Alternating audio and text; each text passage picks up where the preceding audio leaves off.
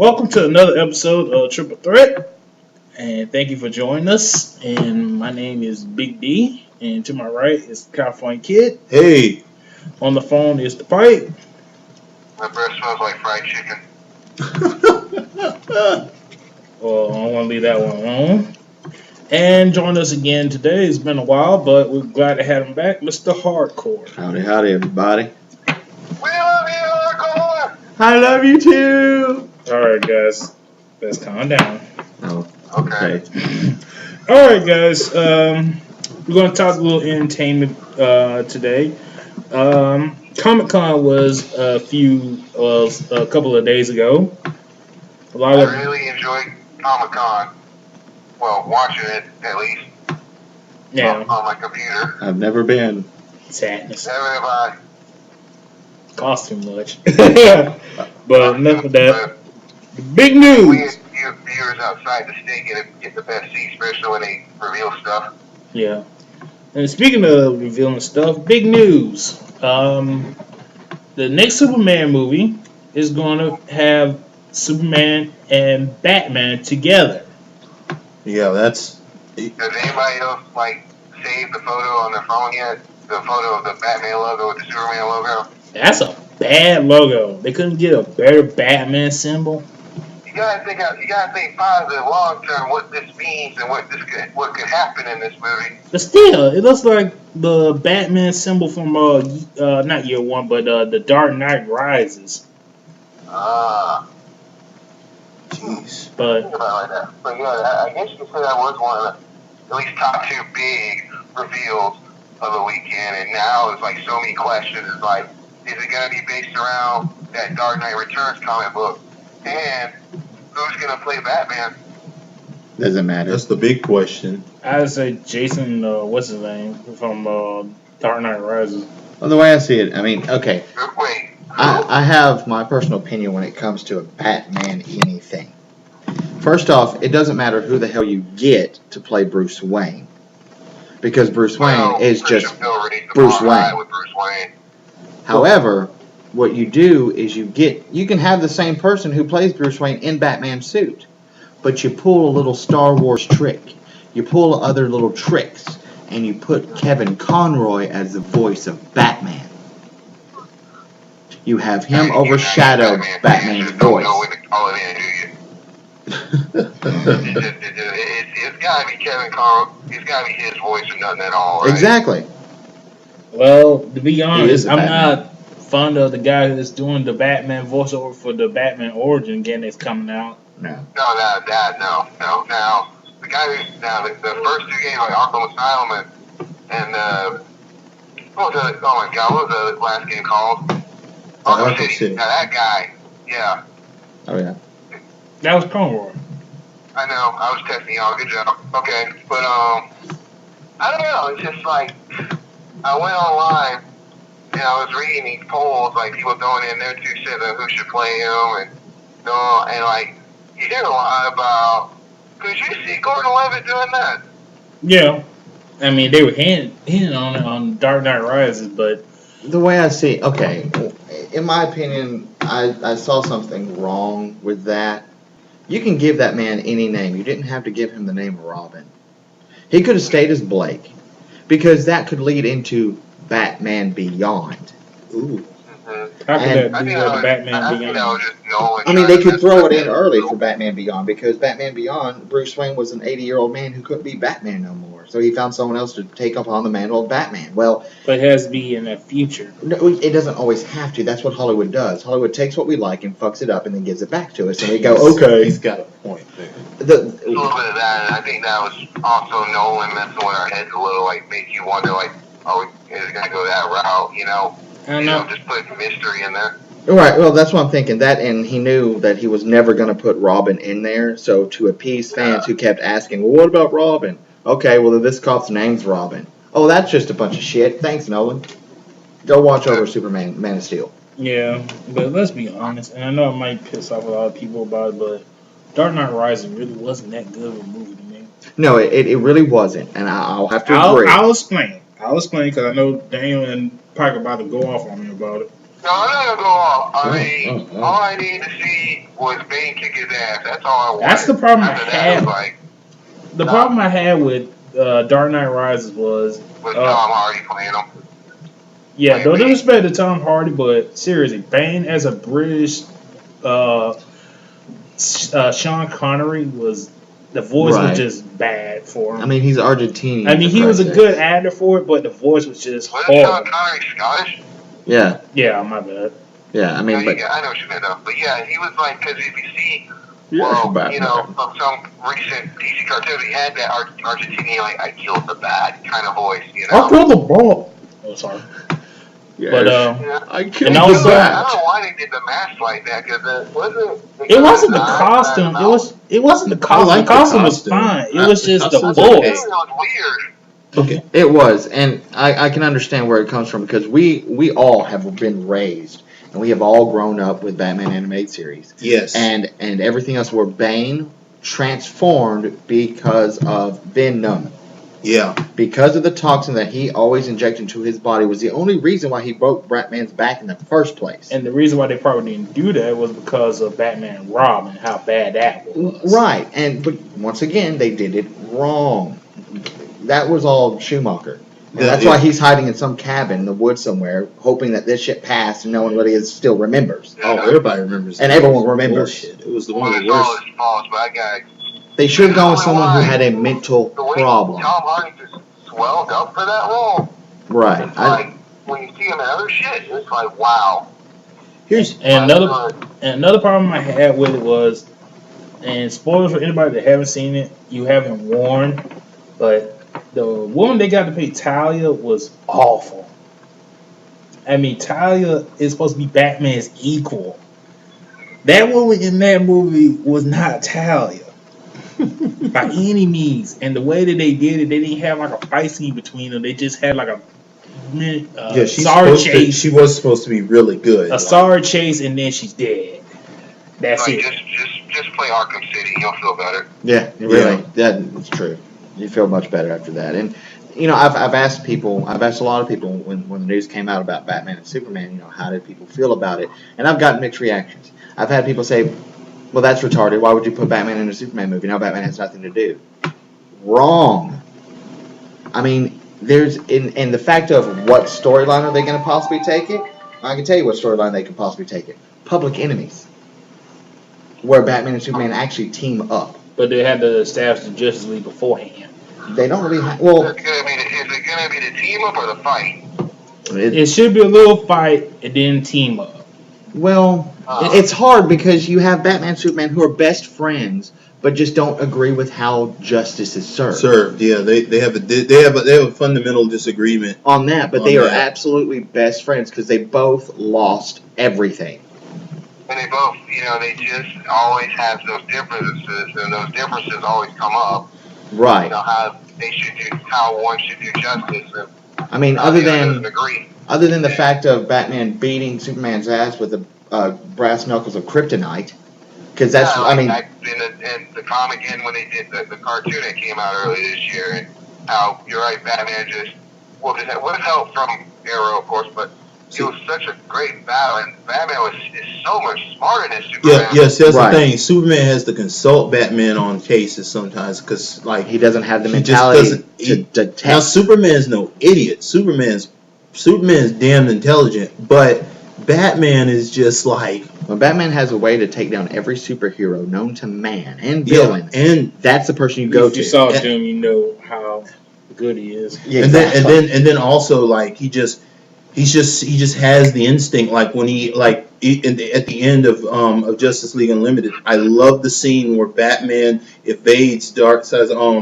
Ray, the Omega Ray. And then Darkseid says nobody's ever avoided that. Right. I'm impressed.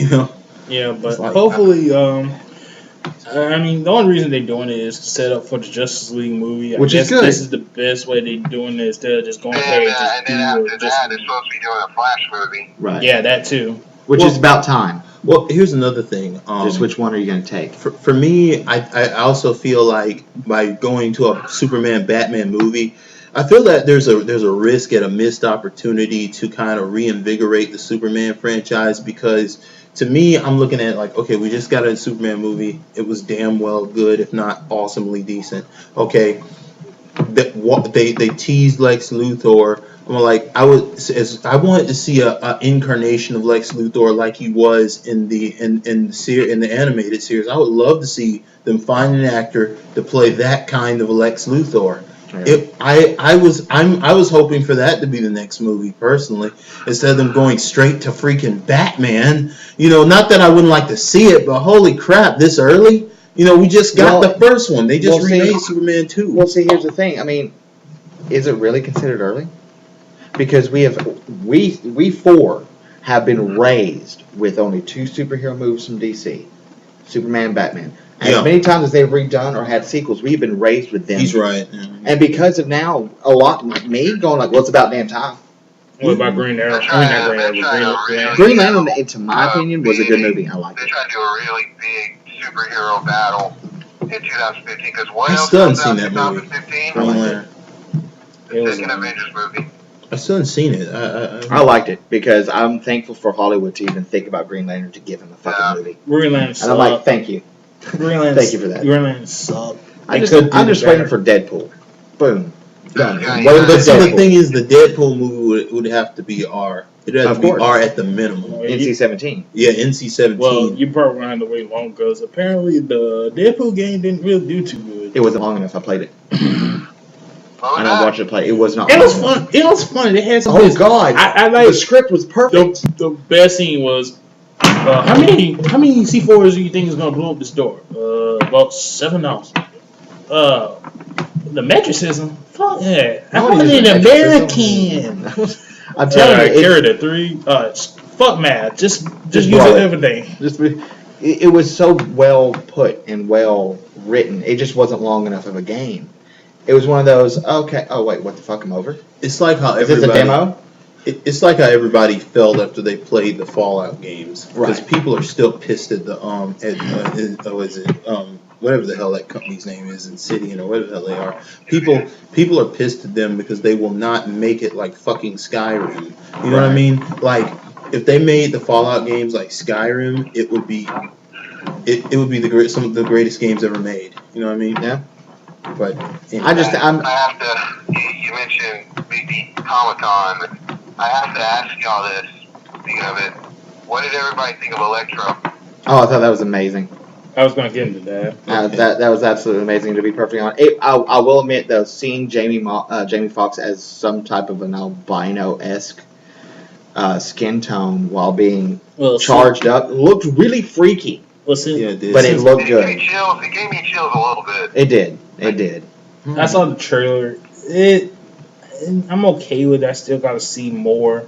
Oh yeah. But it looks like it's gonna be good. I just want. I still really need to see how Ryan's gonna be. Rhino's there, but he's not gonna be in it as much, you know. Yeah. I don't know. We'll see. Oh, go ahead. I just want to see how the Rhino's gonna be and how they're gonna do. I really don't like that Harry or Norman's gonna turn into a real goblin. I didn't like that part of the Ultimate Universe. And plus, I know it's probably not going to come up, but how they're going to do it, because for those who don't know, in the Ultimate Universe, Pete Parker is dead. And Miles Warren is the new Spider-Man, which is awesome. If you don't watch the comic book crew, but that series is great, but like most things, people can't accept change and have a problem with Miles being black and bi and all that other good stuff. And to them, I said, fuck. Did you see in that panel how Andrew Garfield kept bringing up like Spider-Man could be gay? Well, like I said, Miles is bi. He brought it. He's been bringing that up a lot lately. Well, like I said, Miles is bi. Well, that's what they said, but he does have a girlfriend now in the series. But when they started out, they said Miles was bi, so. Yeah. And a lot of people made like a bunch of noise about it. Well, it's like a lot of people made a bunch of noise when they were rumoring and the possibility of working with Superman being gay. I mean, they made a bunch of noise, and I thought to myself, you went the wrong direction. Superman should be straight. Clark Kent Kent. should be gay. Hey, Because then, and I that get laughs that at would that. make sense. But if you think about it, when he's working and he's like, "Hey guys, what's going on?" No one's going to expect him to be Superman at all. And yeah, that would be, everybody and, else. and it's so much like comedy that wouldn't hurt the series. Like there'd be some great comedy there. Exactly. Like as serious as Superman can get, there would be some like killer comedy at the Daily Planet. Exactly. And the point is, I mean- you're wanting Clark Kent to throw off the public so they don't come at him and go, "Why are you not being Superman 24/7?" And that's the perfect way to do it. But instead, I believe they made Hal Jordan gay. What's like I like How's Hal Jordan gay? Was he banging the what's her name? Technically, no. See, technically, when it comes between him and Star Sapphire, and yes, ladies and gentlemen, I am a geek. Or as Ogre from the Revenge of the Nerds would say, nerd! Technically, he broke her heart. And she actually went after him for the longest time. And it really wasn't until the Blackest Night and Brightest Day type series that came out did everyone who owned a lantern color actually kind of start getting along. They all fought, and they all hated each other. But technically, when you put the spectrum up, you have the gay national flag just staring you back in your face. That storyline calls for it. It makes sense why he can't be, while Hal Jordan cannot be tied down in a relationship. You make him a closet gay. It's simple. It's easy. And I didn't get mad at all when that came out. My sister went straight to me and said, "Aren't you mad?" I was like, "No, it makes sense." Man, no, that we move on. Now we move on to pro wrestling. No, we still got some stuff to go. we got a couple of Me and Top. a couple of tidbits for you people. Buzz, wasn't it? No, we've got a few more. All right, another big surprise is the name of the new Avengers movie, The Age of Ultron, which they said that it's not going to be related to the comic book by the same name. And from what I heard of people that reviewed that comic, thank God. But they say it's going to be an origins and no Hank Pym. Well, they want to give Hank Pym his own movie, which Hollywood that's a bad idea. I mean, what can you do around Giant Man Is or this the new Ant-Man? Avengers film? Yeah. Or is this the other? It's the new Avengers film. Okay, because they're coming out with another It's film. the one with Robert Downey Jr. and, It's the Avengers 2, Age of Ultron, which before the Vision came in, they had Ultron. And Ultron was that computer. He was like that Jarvis. And then he just grew better and went crazy and decided just to kill everything. Then they got Vision. And speaking of Vision, So I like the doubt they will bring him in. well, apparently there's rumored, and it hasn't been confirmed yet, but they said that Vin Diesel's going to be Vision. And Well, I hope and pray to Yeah, God this that may ain't be- gonna- this may be a lack of- like big Marvel announcement. Wouldn't shut up about it. I admit a lack of knowledge here, but I just noticed, like, okay, at the end of the first Avengers movie, it seemed like they were teasing for Thanos. Well, What was he's that going to about? be he's going to be in the Release galaxy saving of that for Guardians of the Galaxy. Guardians of the Galaxy. He's going to be Dave villain Okay. before he becomes the Avengers villain. Okay. I'm definitely gonna go see that. Wait, did you see the panel for that? No, Oh my god! Like the Batista character. I don't even that know Batista's what the playing? fuck is Guardians of the Galaxy. Okay, you remember the 90s X-Men cartoon that came out on Fox Kids? Yeah. Okay, do you remember the Guardian with the, kind of like with that, Black Bolt, the guy who really couldn't talk? Oh yeah, you The talking about big with the dog, Watcher, with the Watcher and all like the that? big dog. Yeah. It's That's like, the movie. That's yeah, who they're yeah, talking like, about. Oh, you're talking about the thing with the whole that appeared in the Phoenix Saga, that group that appeared. No, the one No. with the Watcher had the big It's kinda like dog a- that it's loved kinda Ben like a Grimm. What is it like? Oh, okay, Had okay. Black I'm Bolt following. sitting in the chair. He couldn't talk. He can't was talk because he had like destroyer. the screen that would kill everything or So something he like can't talk. That's Guardians of the Galaxy. Oh, okay. Yeah, you know, it's the one with the characters like the raccoon and Right. What's his name? Drax the Destroyer. That's who Batista's playing. And that. Yeah, that's why they put the raccoon in the Marvel vs. Capcom Rocky 3. Raccoon. They say like Which made no I think they say sense Raccoon's until the now. real wise ass of the group. Right. He's trying to sleep with aliens and all that. Yeah, it's I'm their sorry. Marvel. It's Marvel's attempt of a space storyline. Sorry, Yeah. still not interested. Yeah, it looks interesting. You gotta wait till August next year for it, but But I want to see the Infinity Gauntlet, man. I want to see the really good shit, you know? Of course, we all do. But But what then did fuck y'all up. think about Age of Ultron? You think that they're going to be able to pull it off? I do because with Joss leading behind it, I have the highest hopes. Yeah. I followed his career. I He proved a lot of mofos wrong with the first Avengers. What's your thought, Cowboy Kid? I just pray. I'm just gonna have faith in him. I'm gonna have faith in him and hope that this goes okay. I think Ultron's voice is what you're going to hear more than anything seeing his body. Well, they I did don't say it think- was origin. As long as they don't like, I like that. As long as nothing a tragedy like the Fantastic Four doesn't happen. And they're going to reboot.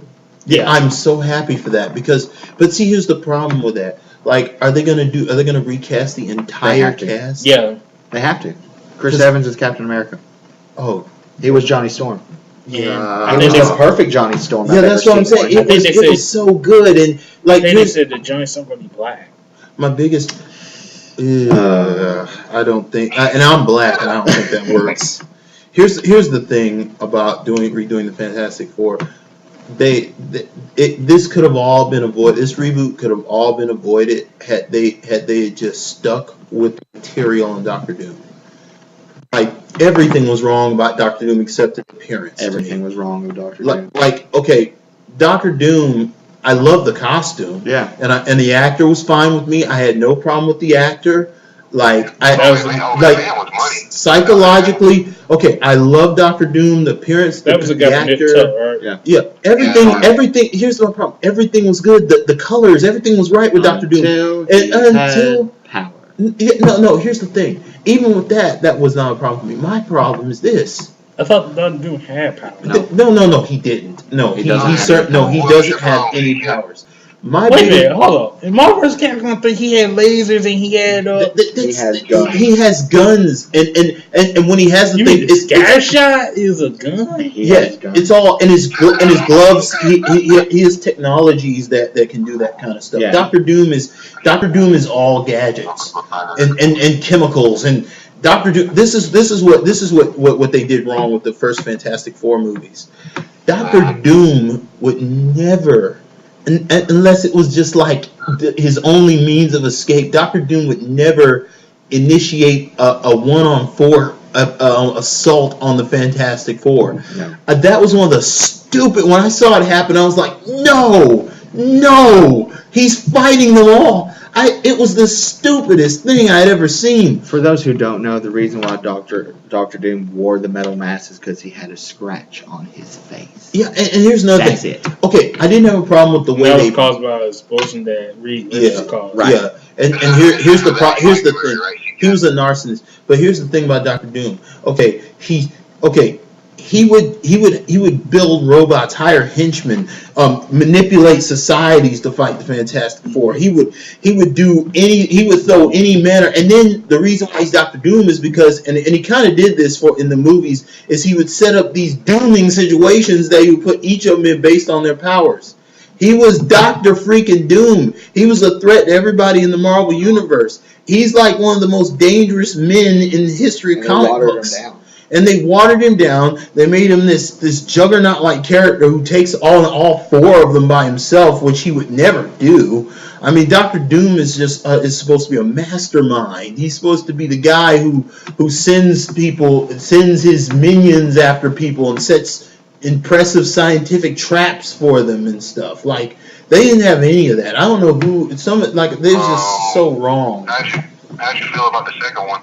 I love Silver Surfer. Silver Surfer, and that's the bad part. It was done so right. Silver Surfer was Silver Surfer. And here's the problem with the first Fantastic Four, and other than Doctor Doom, their origin story is boring. Yes, it is. Very boring. There's nothing great about it. They go to space. Woo, cosmic rays. They come back. Oh, they're different. Oh, they're now stars. Okay, big whoop.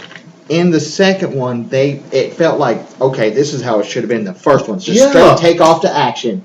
Just, okay, everyone knows they're superheroes. Everyone knows that they have powers. They go out in public. But they had to do it for the people that that didn't know them. Yeah, but you can't do anything with that because their origin story is just boring. It's never been exciting. What do you think about Jessica Biel Invisible. You know, The one casting they got right was Chickless' thing.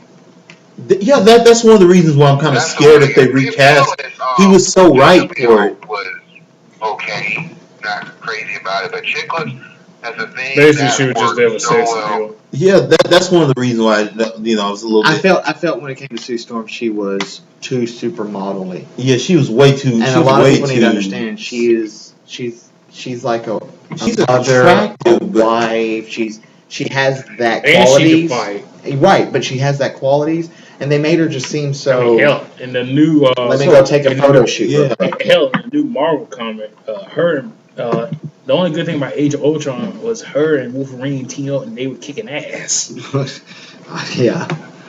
But it's just ridiculous. But yeah, we should wait and see. Hopefully, Marvel doesn't mess this up and they keep up the main thing we should talk about with Comic-Con was what they did with the X-Men panel.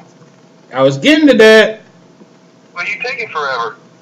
If you quiet, let me get it. I don't read the comic books. I feel like I'm in Mars when you talk about the comic books. Nerd. Well, duh. Well, anyway, go ahead. Sorry. Since Pike bring it up, anybody got any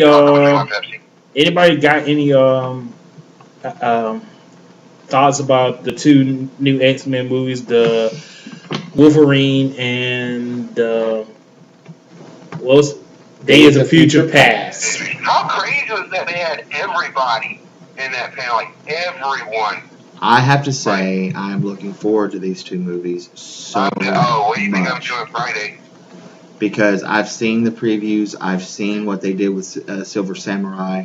I can't wait for that fight scene. I'm going to I really cannot wait. It's going to be so much fun. That's going to be a Friday, 11 in the morning type movie for me. I'm going to have to wait because Days of Future Past. What they did with, oh my god! What they did with Wolverine it was Origins. great. You already know it's going to be 20 times better than the first Wolverine movie. Oh yeah, of course. Because this is the storyline, and this is the part in Wolverine's history that everybody wants to watch. Everyone wants to know his time in Japan. Yeah, everybody. Because that's like one of the favorites of all time. I've heard so much stories about since I'm a little kid about the Wolverine in Japan. So this is in the making, you know. And the Days of Future Past, I have been researching this one. I've been checking IMDb constantly because of the cast and the possible characters that they have. You're gonna have Ian McKellen, Patrick Stewart, Michael Fassbender, James McAvoy. You know the two. You have Bryan Singer directing it, and then tying in First Class and all his stuff. Everyone from First Class. And you got Kelsey Grammer back the little dude from Game of Thrones is gonna be in it. I mean, Blink. Character Blink is going to be in there. Possibly Bishop. Ooh. Is that official? Bishop? Yeah, it's a rumor. I think it's still a rumor, but they have what is his name? Omar something. Omar Epps. No, it's O-M. It's Omar. It's a weird name for an American. If I saw him, I know you're talking about. Right, he's on IMDb. That's rumored, and of course they're still rumoring Scott Summers being there. In there, and James Marsden playing Scott Summers again. Ooh, that'd be good. Hey, Pike, you know if Kelsey Grammer going to return as Beast? He's not listed. Is he? I don't know. There's not listed. I know the guy who played him in First Class is coming back. Right. You know, he's playing Beast. That's who it is. He's coming, but he's playing the past Beast because the whole point of the story is going from past to future, past to future. Yeah, I think they're connecting everything. And Bryan Singer's directing it, so he's taking what was directed in First Class. And then what he's done, and he's tying them all in together. This is the guy that did the first and second X-Men movies? Yes. Yeah. And in my opinion, until he left away from it, it was going on the right track. It was and when he stepped away and did Superman Returns, that was karma, Bryan Singer. Don't ever do that again. It's called karma. Savagery. You leave. And all of a sudden they get somebody else and they just destroy a good movie. Yes, because they did everything wrong. You think they're going to show a little tidbit of that? Like with Wolverine, you're going to do like a little after the credit thing? Like give you a little hint about what's going to happen? I hope. Jesus. An Easter egg? I hope they do. All I'm going to say is God bless Patrick Stewart. Thank you, Patrick Stewart. God bless him. He has no care for typecasting. he is okay with being typecasted. He has no problem as long as it makes him millions, And it does. millions of dollars, millions of He dollars. has his. Have you ever seen where he lives? He has his own practically almost his own country. Well, he probably gets like a lot of money from like the Star Trek. Oh yeah. Because like with the comic books, they had to have his likeness and all that Yeah. stuff. So I'm pretty sure he gets like royalties from that. And plus, It's royalty. they still show like Next Generation on like BBC America and all that other stuff. Yeah. I mean, look at So Ian Homeboy McKellen. is pretty much. But He's don't Xavier. care. I mean, he just. Yep. He just Ian is McKellen's the Xavier. same way. Thank you God, Ian McKellen, for coming back and being Magneto. Ian McKellen, man, he gives a crap. I mean, I would say when the first X-Men movie came out and then Lord of the Rings came out, I was screaming at the movie theater going, "Come on, Magneto, what are you doing?" Because it was the same person, and I was just like, "But you're Magneto too. You could float away from this. Why are you falling?"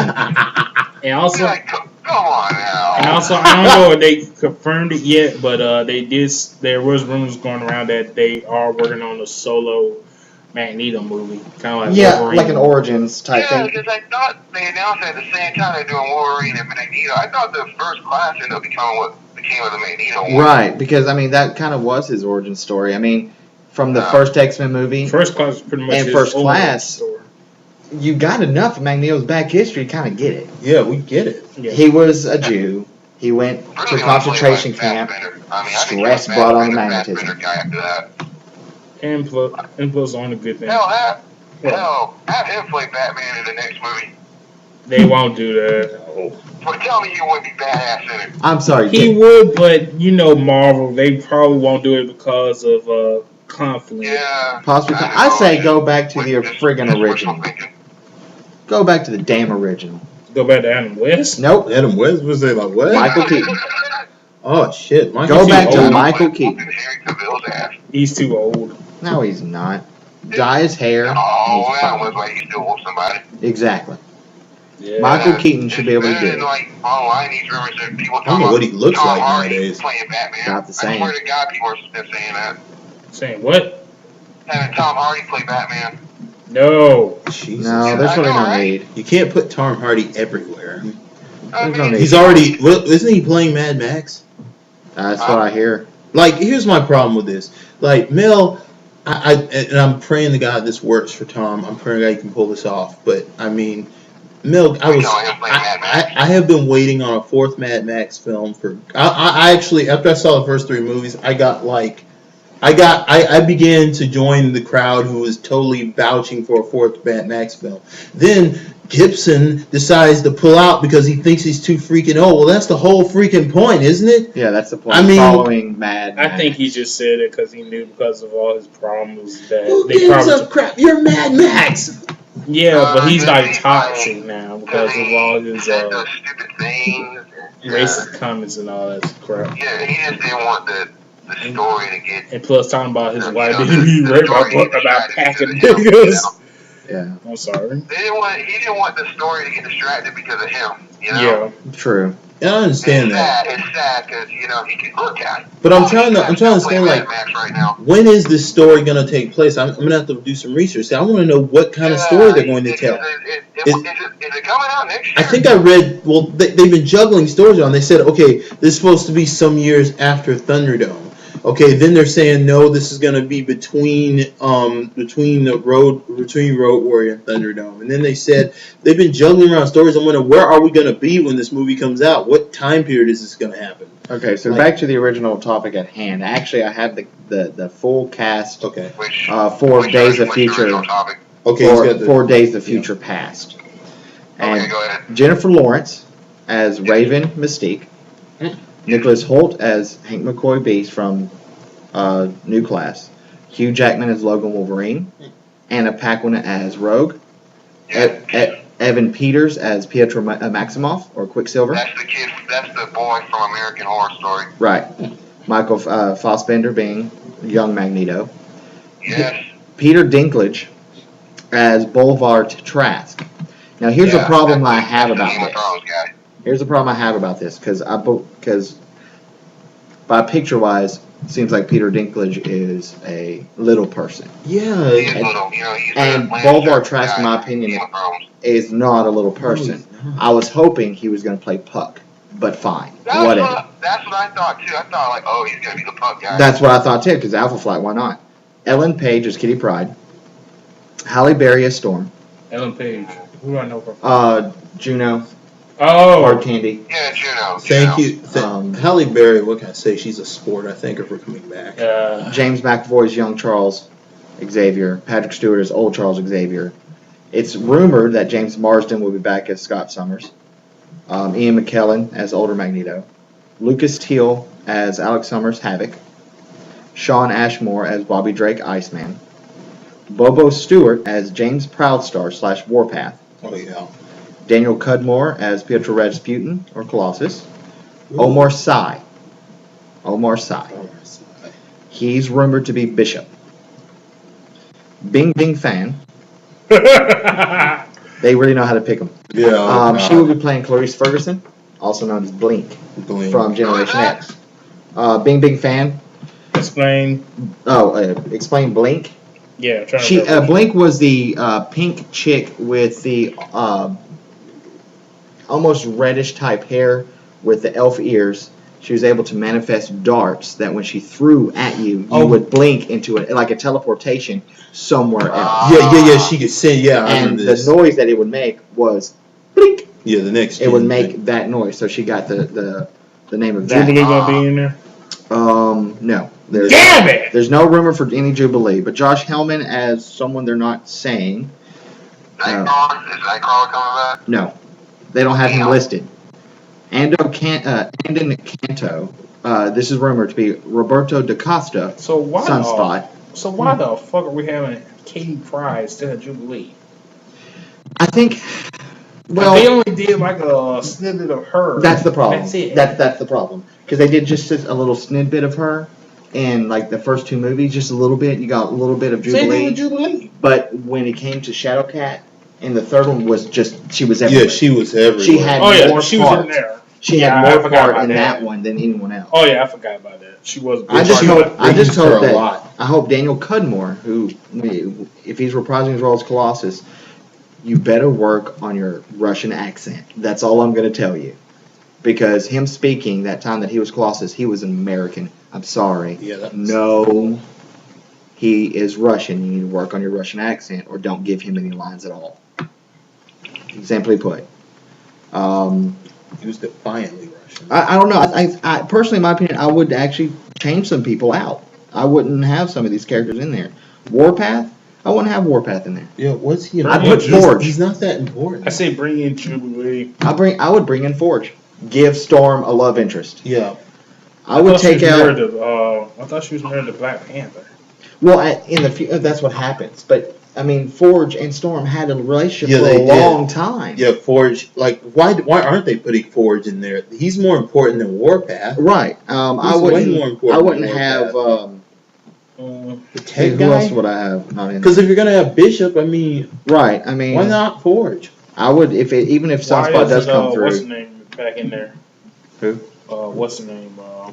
In the back. Rebecca Romaine Stamos. Oh, what's her Jennifer name? Lawrence. I think what it is she's doing the young Mystique. So we're gonna get Mystique in past clips, So they're still gonna keep her like. but they human. could. I mean, they could bring in Rebecca Romaine Yeah, To because do- she couldn't really. 'cause she did it in First but Class. That she was doing the Hunger Games movie. right, and but she also showed up in First Class just for a split second. She was there. She What's may she she may make a. She well, it was the part where Yeah, that was pretty slick how they did that one. exactly it was pretty I much love- I when love it. Mystique I was love trying to when they hit did that. on Magneto, and she went to his bed, or he walked into his room and she was in his bed. Yeah, I remember it. You And know, she was I young want the real- version, and he was said, like- I want the real Mystique. Right, and then pretty much she transformed to the older version, which was Rebecca Romaine. He was like, I prefer you for who you truly are. And then she goes back to the regular form. And it was pretty slick of him to do it.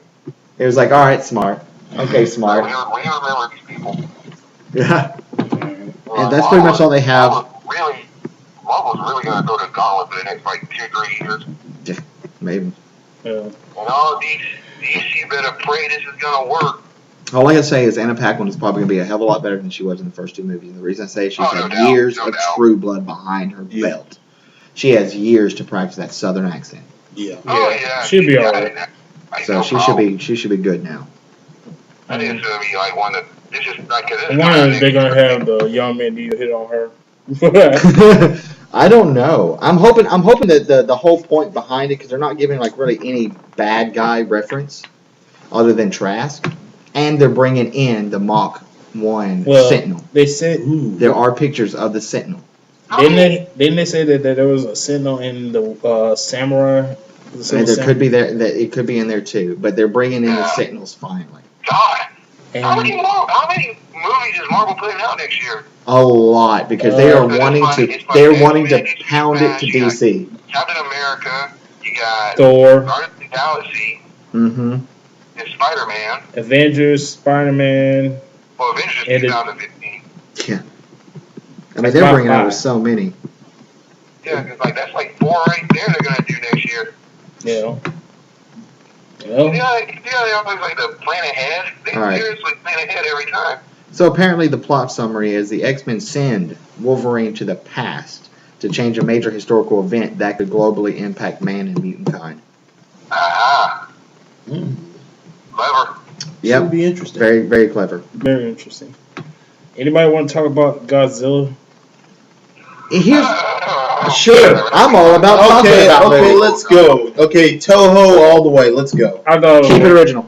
I thought I was gonna kill him. No, Keep it original. Don't try to remake Matthew Broderick. Serious after the whole bullshit. Just keep it original. That was one of the worst things that ever happened in the history of cinema. Is when they tried to Americanize it. You got Walter White of Breaking Bad talking about it. I can't help but listen. True. I mean, gonna have him and Kick-Ass in it. It had better be Toho. It had better be straight up Toho. I want to see a trailer first. Please let the trailer be good. Yeah. Just let Godzilla look good. Yeah, let him look like Godzilla. I don't care the story. They had pictures of him up, so you can check it out. I wasn't really into Godzilla. I don't think a lot of us really were, because Godzilla was actually a Japanese thing. I saw some of the movies. But I did see Mothra. I saw the Mothra one. But I did like the mechanical Godzilla. But yeah, I mean, just the fact of, if you're gonna CGI it, I've seen about 5. At least take the design from the old movies. Don't redo it like it's some kind of friggin' lizard that gets radioactive.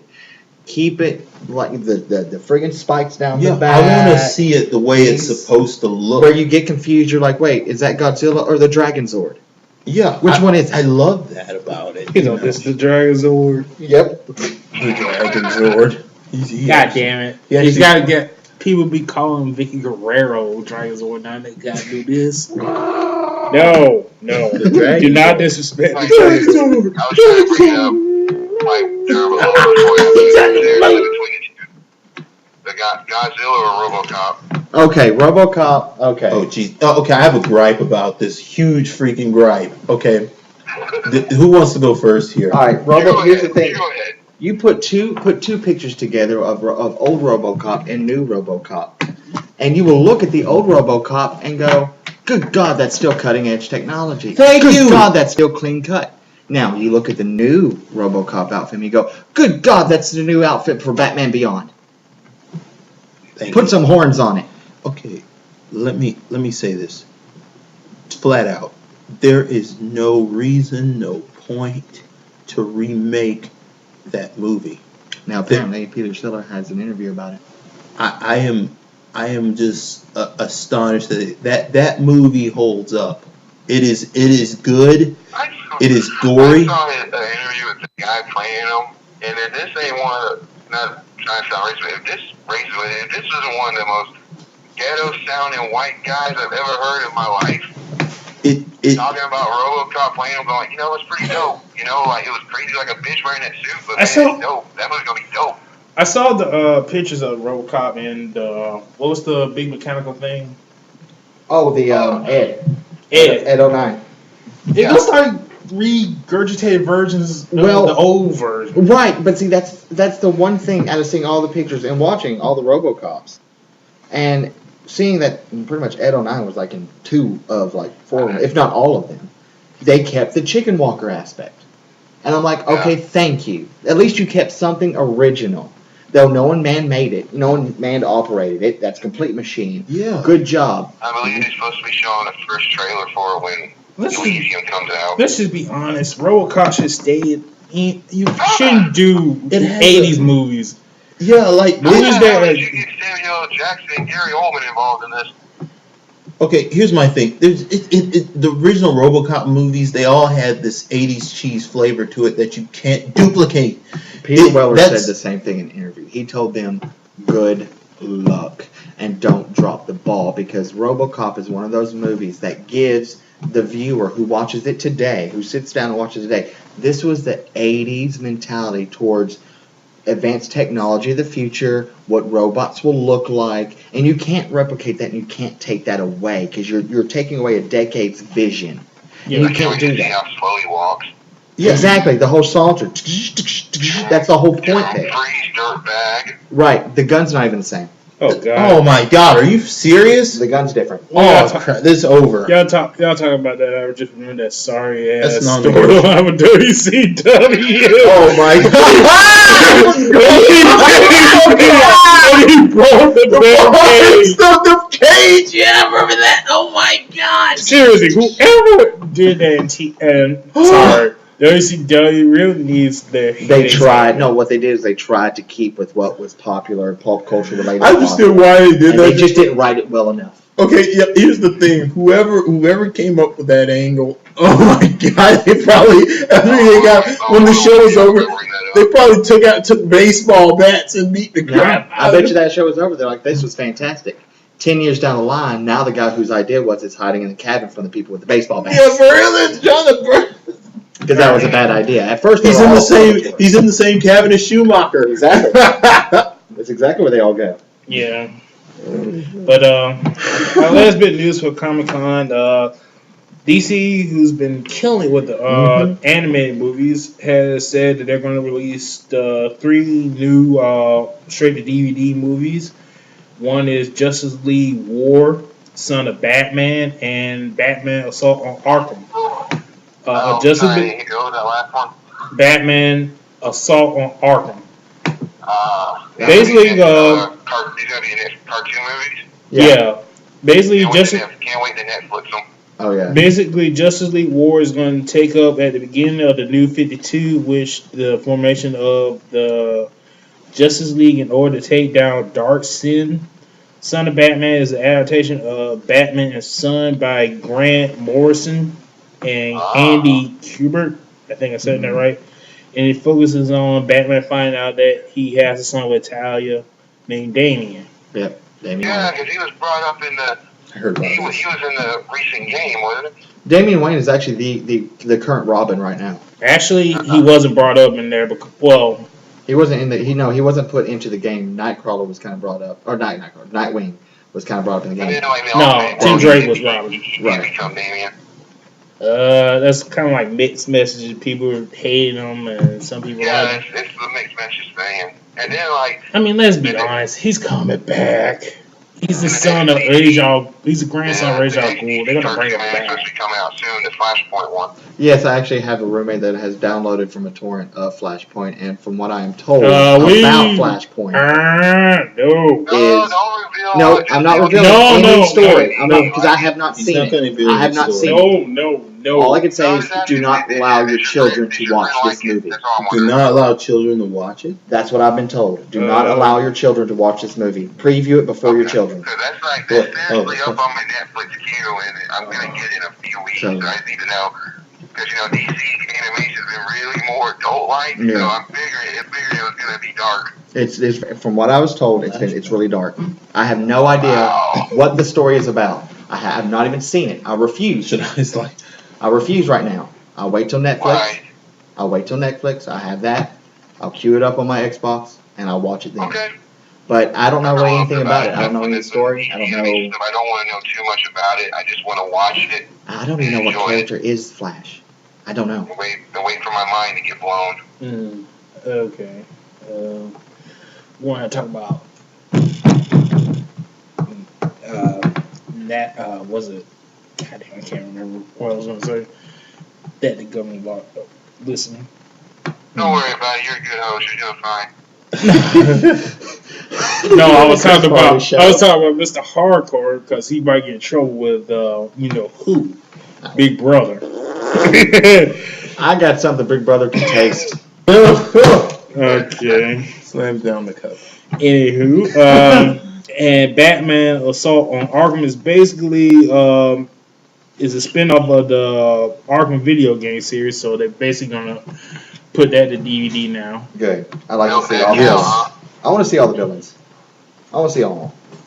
If you're attacking Arkham, give me all the villains. Give me every damn one of them. I agree. I want Deadshot. I want Deadshot isn't until Arkham City. Right, but if you're gonna have an attack, if he's gonna attack of Arkham No, City, basically it's gonna be Arkham Asylum. really in a cartoon version. Yeah. What's wrong with that? I played the game. I beat it. I beat too. I don't want to rewatch it again. Just now, all cutscenes and no gameplay, because that's what it would be like—a cartoon cutscene with no gameplay. Give me a complete attack on Arkham. Like I see everybody, and I see everyone attacking Batman. Mm-hmm. I want to see that. But answer your question, Damian, he does become Robin, and spoiler alert, he dies, which, you know, and now they're doing like this whole Batman going through the grief of losing a son, which you pretty much know he's going to come back. He's the son of Ra's al Ghul. Well, I don't know if I'm saying it right. I don't know if you want to keep. Yeah. Thank you. If you want to keep the depressing backstory of Batman, you don't bring back his son. He will. Because that's what keeps him brooding. That's what keeps him He's mad. going to come back. I bet you he's going to come back. He's going to become a villain. He's going to be as crazy as He probably will. Al Ghul. But he might not. I mean, I don't know. I mean, she brought him back before. Talia brought him back before. Cause remember, he was dead, and then they brought him back. They showed it in the comic book. I don't know. I guess she put him in the pit. I guess to flavor it up. I mean, you had Jason Todd who died and came back as the Red Hood. Then you had Tim Drake grow up and become Red Robin. You have Dick Grayson grow up and, of course, become Nightwing. And then later on during Batman Inc. for a while, when Batman was lost in time, he took the mantle of Batman. Why not have a Robin die and stay dead and not come back to grow up and to become something else? That's more creativity that you have to pop out your brain. Yeah, you already had a female Robin that got fired in the same issue that she was hired upon. But, yeah, that's. I mean, wait a minute. Yes, there was a female Robin. Yeah. Oh yeah, it was Tim Drake's girlfriend. Somebody was mentioned that, and she got fired because she had switched the bodies with a dead girl, and everybody thought she was dead, but she wasn't, and she had switched her bodies with a dead person and looked like her. I never I've seen of the female Robin. I've seen like pictures and statues of her, but I never knew much about the story of this. Granted, there was a second female Robin, but that was during Frank Miller's Dark Knight. And that was weak sauce. That was a weak Robin compared to how badass Batman. I was wondering why all during Halloween they had like the women version of Robin. Like Robin was never a girl. Well, there was two of them, one in the Dark Knight graphic novel, and then blonde haired chick. So Robin. So what's it called? Robin's girlfriend was Tim Drake's girlfriend became Robin for a while, and then she just kept messing up. She got beat up by Black Mask, and Black Mask almost killed her, but everybody thought she was dead, but she replaced a body of somebody who was already dead. They looked like her to make them think that she was dead. Yeah. It's crazy. Oh my God. I'll just say, when it comes to Attack on Arkham, just give me as many villains as you can. Just give me as many villains as you can. And please let Harley Quinn be back to the old Harley Quinn.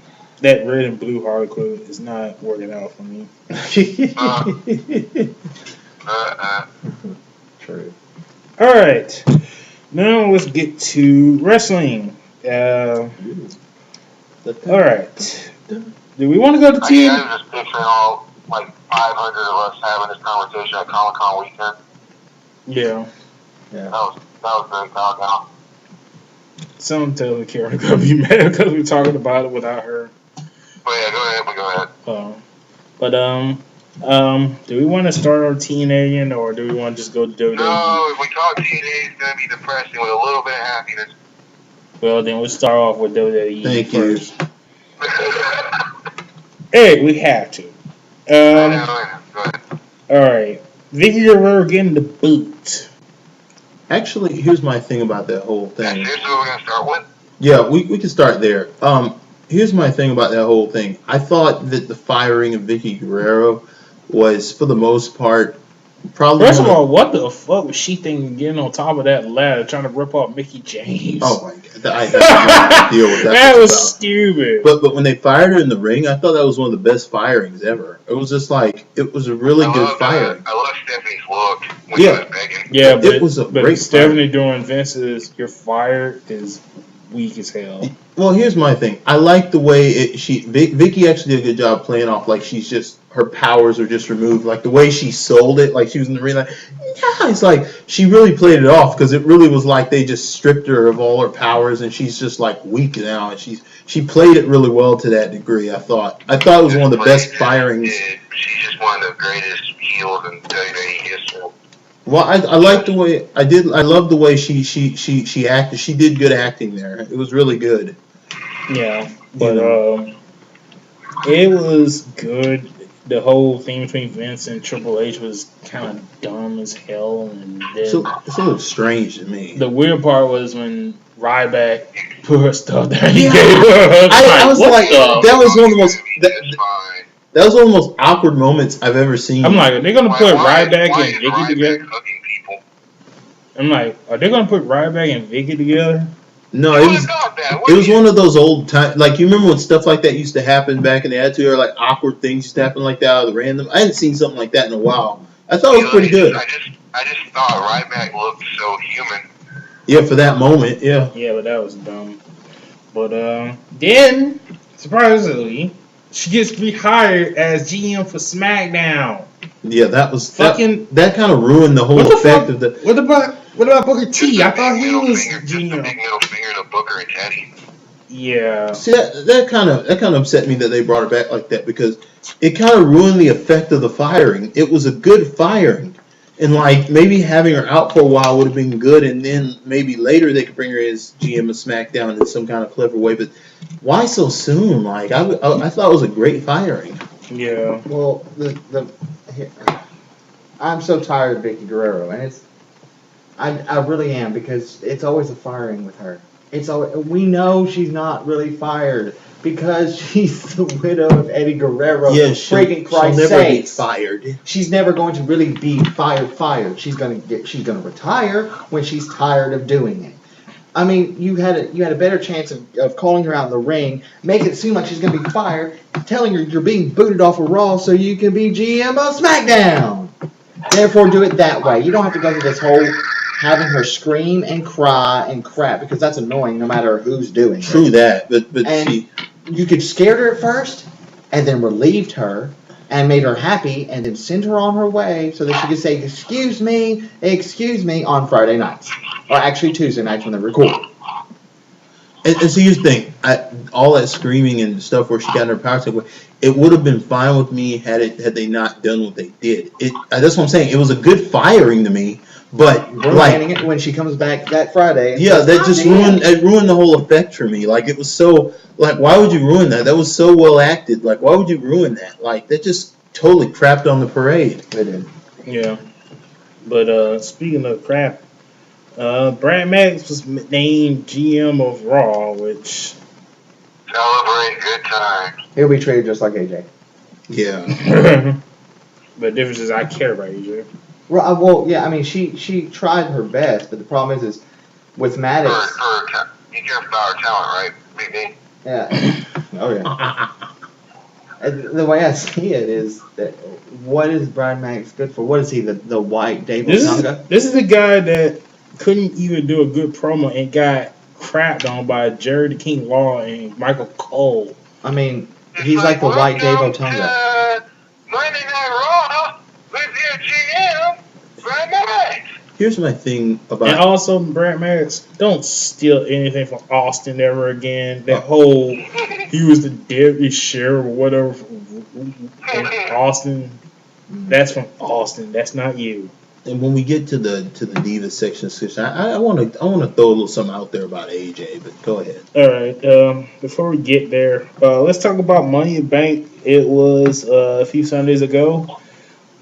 For those who probably don't know, Damian Sandow won the SmackDown World Heavyweight title briefcase. To my surprise. He took out Cody Rhodes, which setting up Cody and him at SummerSlam, and Cody doing that face turn.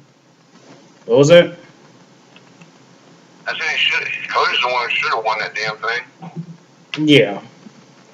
But I guess kudos for the surprise though. Yeah.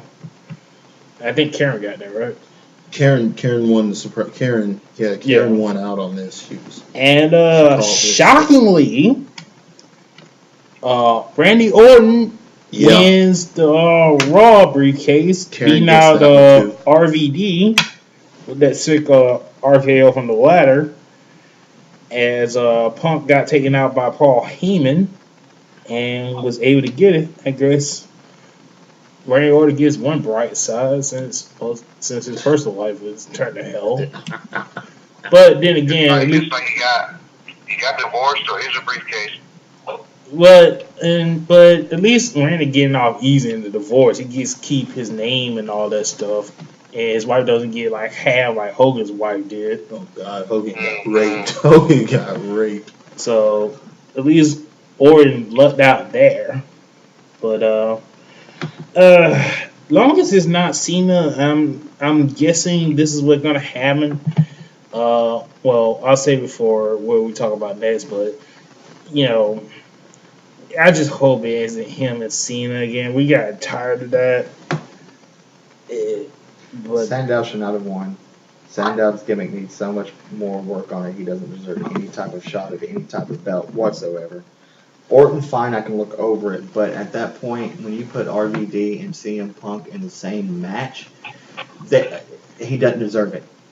Now, if you were to put, say, RVD on the SmackDown one, that even balances. Because when I saw the cast for the SmackDown Money in the Bank, I was like, that blows. That entire lineup sucks. Yeah. I hate that I'm not even going to watch it now because that entire lineup for that match sucks shit. Raw one is so much better. Yes, even Ambrose.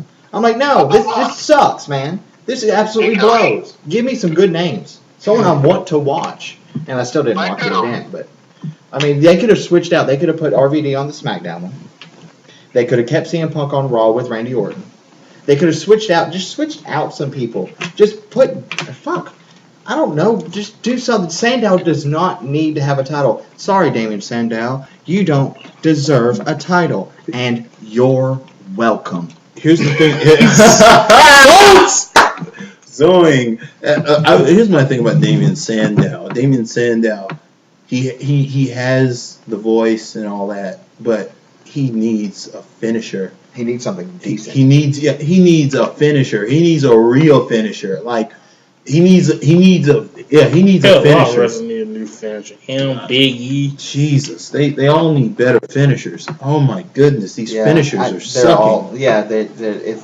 What happened to the high impactual type finishers? They makes you go, he ain't getting up. They can give Sandow a submission for all give him a submission. He's a heel, damn it. They get a good cross-faced chicken wing for Christ's sake. Give him anything. That's Dan Bryan. I don't care what they give him. Give him anything. He should have that. He should keep his yes log or his no log or whatever he decides to call it log. The chastity log. I don't give a damn. Chastity. I liked that submission move. It was a really good submission move. I'm just happy Swagger didn't get it. Exactly. I don't have time for someone with a list. Swagger. Yes. Of course they were going to give it to him. I don't have time for someone like that. Would you rather they give it to He's overrated. He is. Cesaro would have been nice.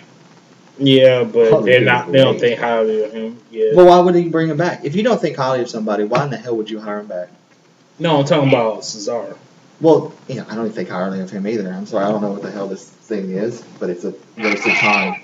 I'm doing his taunt motions. That's for those who can't see this. It is absolutely he pointless. has better matches than Jack Swagger. Technical, yes. Jack Swagger. Technically, yes, he has better. I mean, shit. We were going to get into this later, but him and Daniel Bryan had the best match out of all three. It's because of the fact that you bring in ROH people, and you're going to get real good matches. Like they're working each other. Stellar matches. Yeah. Wrestling matches are that. Exactly. Where they are the new class of people who says we are professional wrestlers. They're not trying. sports entertainer. I think there's just been this, like since they've been bringing more guys in the locker room. I think they're getting more control of the choreography now because you got Punk in there, and Punk's got some stroke now. I've seen his documentary. He will push it to have the way he wants it to have. Punk is going to Punk and Bryan in the locker room. I think they're starting to infect the rest of the roster. Like they're starting to, because you notice they're making the other guys kind of work too. They're starting to, like you got guys who are going to be running the locker room who are workers. Like they come from the road, and like when you start bringing in these guys with the kind of head over these actors who work the road, they're going to start busting their asses. And people, and if whoever doesn't measure up is going to start getting cut. Watch, you're going to see certain people kind of get left in the dust. Because when ROH takes over that locker room, which is going to happen sooner or later, yes, they're going to take over that freaking locker room. As long as Phil Brooks has a job with WWE, ROH will always be. And ROH is going to, pretty soon, I just see it coming. Once all the veterans have moved on, ROH is going to take over that freaking locker room. And when they do, it's going to be a whole nother ball game in there. I mean, I just can't wait for. See, here's my problem. WWE is missing the boat here. There's a chance to get a whole new product started, and like you need to go ahead and let go of people. Let Cena be the merchandising guy, but don't work him in the main events anymore. Just get him out of there.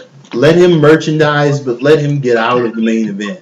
Let's focus on the guys who really matter. The guy like Tyler Black or Seth. You guys know him as Seth or all this, but Tyler Black, like have them and start rebuilding the main card. Start rebuilding the top card. Rebuild, completely rebuild. Bring in more of these NXT guys. Yeah, rebuild. You guys got to rebuild. But bring them in. You know. WWE has the opportunity to reinvigorate their product, and I feel like they can do that if they just rebuild. Like they need to just cut some people, let some people go, let some old ideals go, and let the younger guys go ahead and take the locker room. The product will be so much better for it. Let about a couple of veterans stay. I think they're suffering. If they don't do that, they're going to suffer from some of TNA's issues. Yeah. You know. Well, yeah, as you were saying, BD, the Bryce Cesaro match, that was fantastic. Yeah. It was brilliant. Like, kudos. Without a doubt, Daniel Bryan's Wrestler of the Year already. Pretty much, but I can't see anyone else. Like maybe some guys will come close, but D. Bryan has just owned it this year. Yeah. Well, he keeps calling their bluff. They keep giving them the stupidest things to be a part of. That yes, no thing. He has owned it and beat them at their own game. And look at him. Well, yeah, and here's the thing about that. Like, Vince McMahon is quoted on record saying that he didn't see any money in Daniel Bryan, but I mean, there's your money. Like last night, there's your money. One thing Vince is good at is when he hears like little scrimmage about him like that, he will take it and put it out there. Yeah. It's like a whole prove me wrong kind of thing, and there you go. Yeah, there you go. He's trying to make it into a storyline. Because you remember that? You saw how Raw that was being brought up? He doesn't see it. Yeah, like Vince McMahon doesn't see it. But see, here's the problem, though. Vince McMahon hasn't seen a lot of things in the past lately. Like, he's missed a lot of huge opportunities. And, it's like now you've got a whole herd of young talent who are ready to get out there and change your match style and reinvigorate your product. And, like, you're not giving them the helm. Give them the helm. Let CM Punk be your locker room leader. Let Taker be the voice of the old guard, but let CM Punk be the new locker room leader. Go ahead and sit and pay off some severances and let some guys go. Get some guys off your contracts. Go ahead and put some actual indie wrestling promoters on your writing staff. Let's reinvigorate this product. Let's get it back to wrestling, and let's keep the entertainment, but let's get the wrestling back in the ring. Let's get some wrestling back in the ring. Let's fire some of these divas. Let's hire some of the newer women's wrestlers out on the road who can't seem to get back in the industry. Let's start reinventing. You have the money, you have the resources, and TNA is sinking like really fast. You don't have much competition. Let's take it. Let's go ahead and bring wrestling back. Yeah. Well, let's get back to topic. Money. Finish with Money in the Bank. Caleb versus AJ. AJ won Shocker. Go ahead. A bunch of WWE retains against Dolph Ziggler because of AJ interfering. And Cena, well, actually before that, Don't forget the pre-show match. The pre-show match was actually decent. Yeah, I was about to get to that. But the pre-show match, the Usos versus the Shield, Seth Rollins and Roman Reigns. A lot of people said that was a great match. Which one? The Usos versus the Shield. Yeah, I saw it because I think I'm the only one in this group who has the WWE app. Actually, I had it, but I watched it on my iPad. I like the app. I got no problem with the app. But anyway, and also I was that match is actually really good. Usos really put up front in that match, and not for a split second, all I knew was going to be to do the shock, be the shocker and win. But Shield won. But it was still a great match. I mean, Usos, they're almost ready. They're almost there. I had my doubts at first. But now I would not be surprised if Usos are the guys that take it home. Here's something. I mean, wouldn't that be great though if the Usos did that? It'd be good, but depends on who they can face next. Because them facing Shield's gonna get old, and family. That and the primetime players, but they haven't built them up yet. Primetime players try so hard. They try. You're shaking your head, Mr. Hardcore. Why is that? They can be funny, and Gary Young or Black John Cena, whatever the hell his name is, just Titus O'Neil and his annoying ass whistle. I mean, I don't know. I was saying that last night, Mike. What the fuck does he think he is, Bill Alfonso? Oh God. But I wouldn't be surprised if a high RVD went to him and said, "Here, use this. This will go over great." Oh God. I don't like primetime players. Maybe it's because the wrong angle, the wrong gimmick they gave them, the wrong everything. Yeah. I just the barking for so long just got annoying. It just seemed like the kind of group they'd be fine if it was NXT, but now you put them on the top and you try to make it seem like they're going to be credible. They're not really credible. Exactly.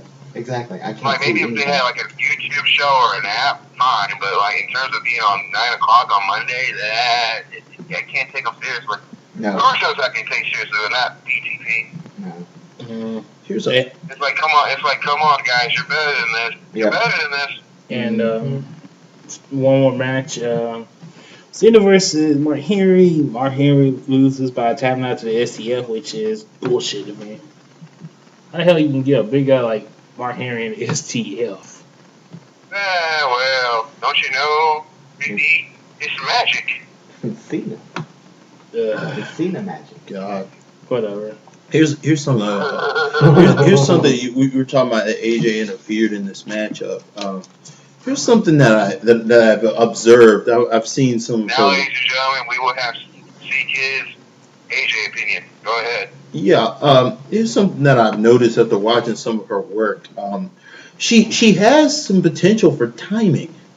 And I noticed that she plays the character that she plays and everything. There's a missed opportunity there to build her as more of she's not a worker, but she has good timing and she can kind of sell. If they work, here's the thing. If they worked with her, I would almost say to make her not maybe the women's champion, but here's the thing. A different strategy to a female character running on the men's roster. China was the muscle, but who's going to be the brainiac? I like the way she's retained the women's championship in some fashion because of just the way she gets knocked out, somehow stumbles through these matches and somehow manages to keep the belt. What if there was a method to it? What if they wrote it so there was a method to it? They worked her to be a master of timing and a master strategy, and she manages to survive a run on the main roster. But that's only if she has the ability to pull it off. But they would have to test her. But it would be probably. What do you mean, fighting men? Anybody, men, keeping the women's title, whatever they want to use her for. But I really think she could do it if they developed her a little bit more. She'd have to work with some people, but almost being like the way Eddie Guerrero sometimes would keep the title, clever tricks and stuff, and trickery and magicianry. If her timing I know, but if her timing could be developed, I see some potential for AJ if her timing could be developed. She may not be. Let somebody would have to lead her in the ring. Like, of course, workers would have to lead her in the ring, but she has the timing and she has the conditioning. I would use her. I would try to see if we could use her. Like, that would be really good. But that's just me. Why couldn't she have been the basis of the Total Divas show? I don't know, and I would have been so glued to that TV if it was about her. And you know how I feel about divas. I mean, I don't like the division. I don't like the concept. I don't like what the product they're putting out now. But AJ has potential. It's like hardcore Batman. Yeah, if the Total Divas show was based around AJ and Kayla, wouldn't you pay attention to it? Oh. He's Okay. Here's the thing, and I'm like Callie on this. I really do hate the Divas division because they started calling them Divas. Yeah. First and foremost, you want to give AJ a really good mastermind type gimmick and angle. Then one of the times in which she has the belt on her and she's in the ring, have her fucking take a sledgehammer to it and break it and bring back the woman's title. That would be good. Yeah, I'm not a diva, I'm a damn woman. That would be one of the best transitions ever. Do like Brother That Real kick the fucking thing. Yeah, for real. And see that AJ, the missing butterfly. She's one of the few exceptions I'll make for who they have now because I just see a lot of potential in her. I see her being a brainiac. I see her being a mastermind. Like this girl who can survive. I'd even say if they developed her enough, have her start outsmarting some of the guys. Have her get in there. Eddie Guerrero. Instead of her going with an Eddie Guerrero type situation, because of the fact of respect, and because Vicky worked for the company, they would never present that with AJ because Vicky would probably shut that down. Yeah. You make AJ the new Weasel. Yeah, exactly. Kind of like this, just anything, pulling any kind of thing you can to keep the title, like they did with they messed this up. Like what's her name got the cruiserweight title, Daphne or whatever her name was. Well, she got the cruiserweight title. They messed that up so bad.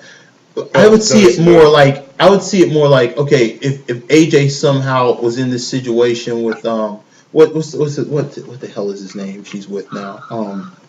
Ziggler, yeah. If she got in some situation involving the Intercontinental title and she got a hold of the Intercontinental title by surprise or shock, here's the thing. Okay, everybody expects her to give it back. She doesn't. Okay, obviously they're not going to give it back if a woman gets a hold of it. Okay, well, the whole point is he's gunning for her now. It's this really underhanded back. He acts like he's cool with her, but he's been plotting her destruction, and she stays a step ahead of him. And the whole like imagine she gets the crap. She'd have to be tough, but she would get the crap beat out of matches. But she would always find a way to come out on top, bloody, battered. But she'd always be a step ahead of him and manage to keep it. That's only if she could pull it off. But that would be something if I was on creative, that'd be something I approach her with. It's like, do you want to be main event? Now this will probably upset a lot of men out there who just love the hell out of AJ. But there have so many of them. Hello, y'all. Exactly.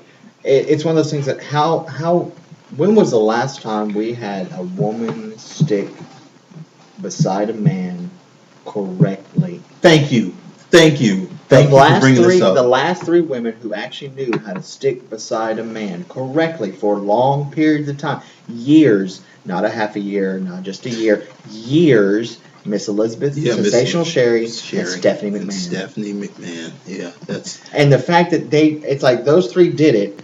Now they don't want to go back to that. Why does, for some reason, a woman always have to be, sorry, WWE, but you make where women are the fuck-ups.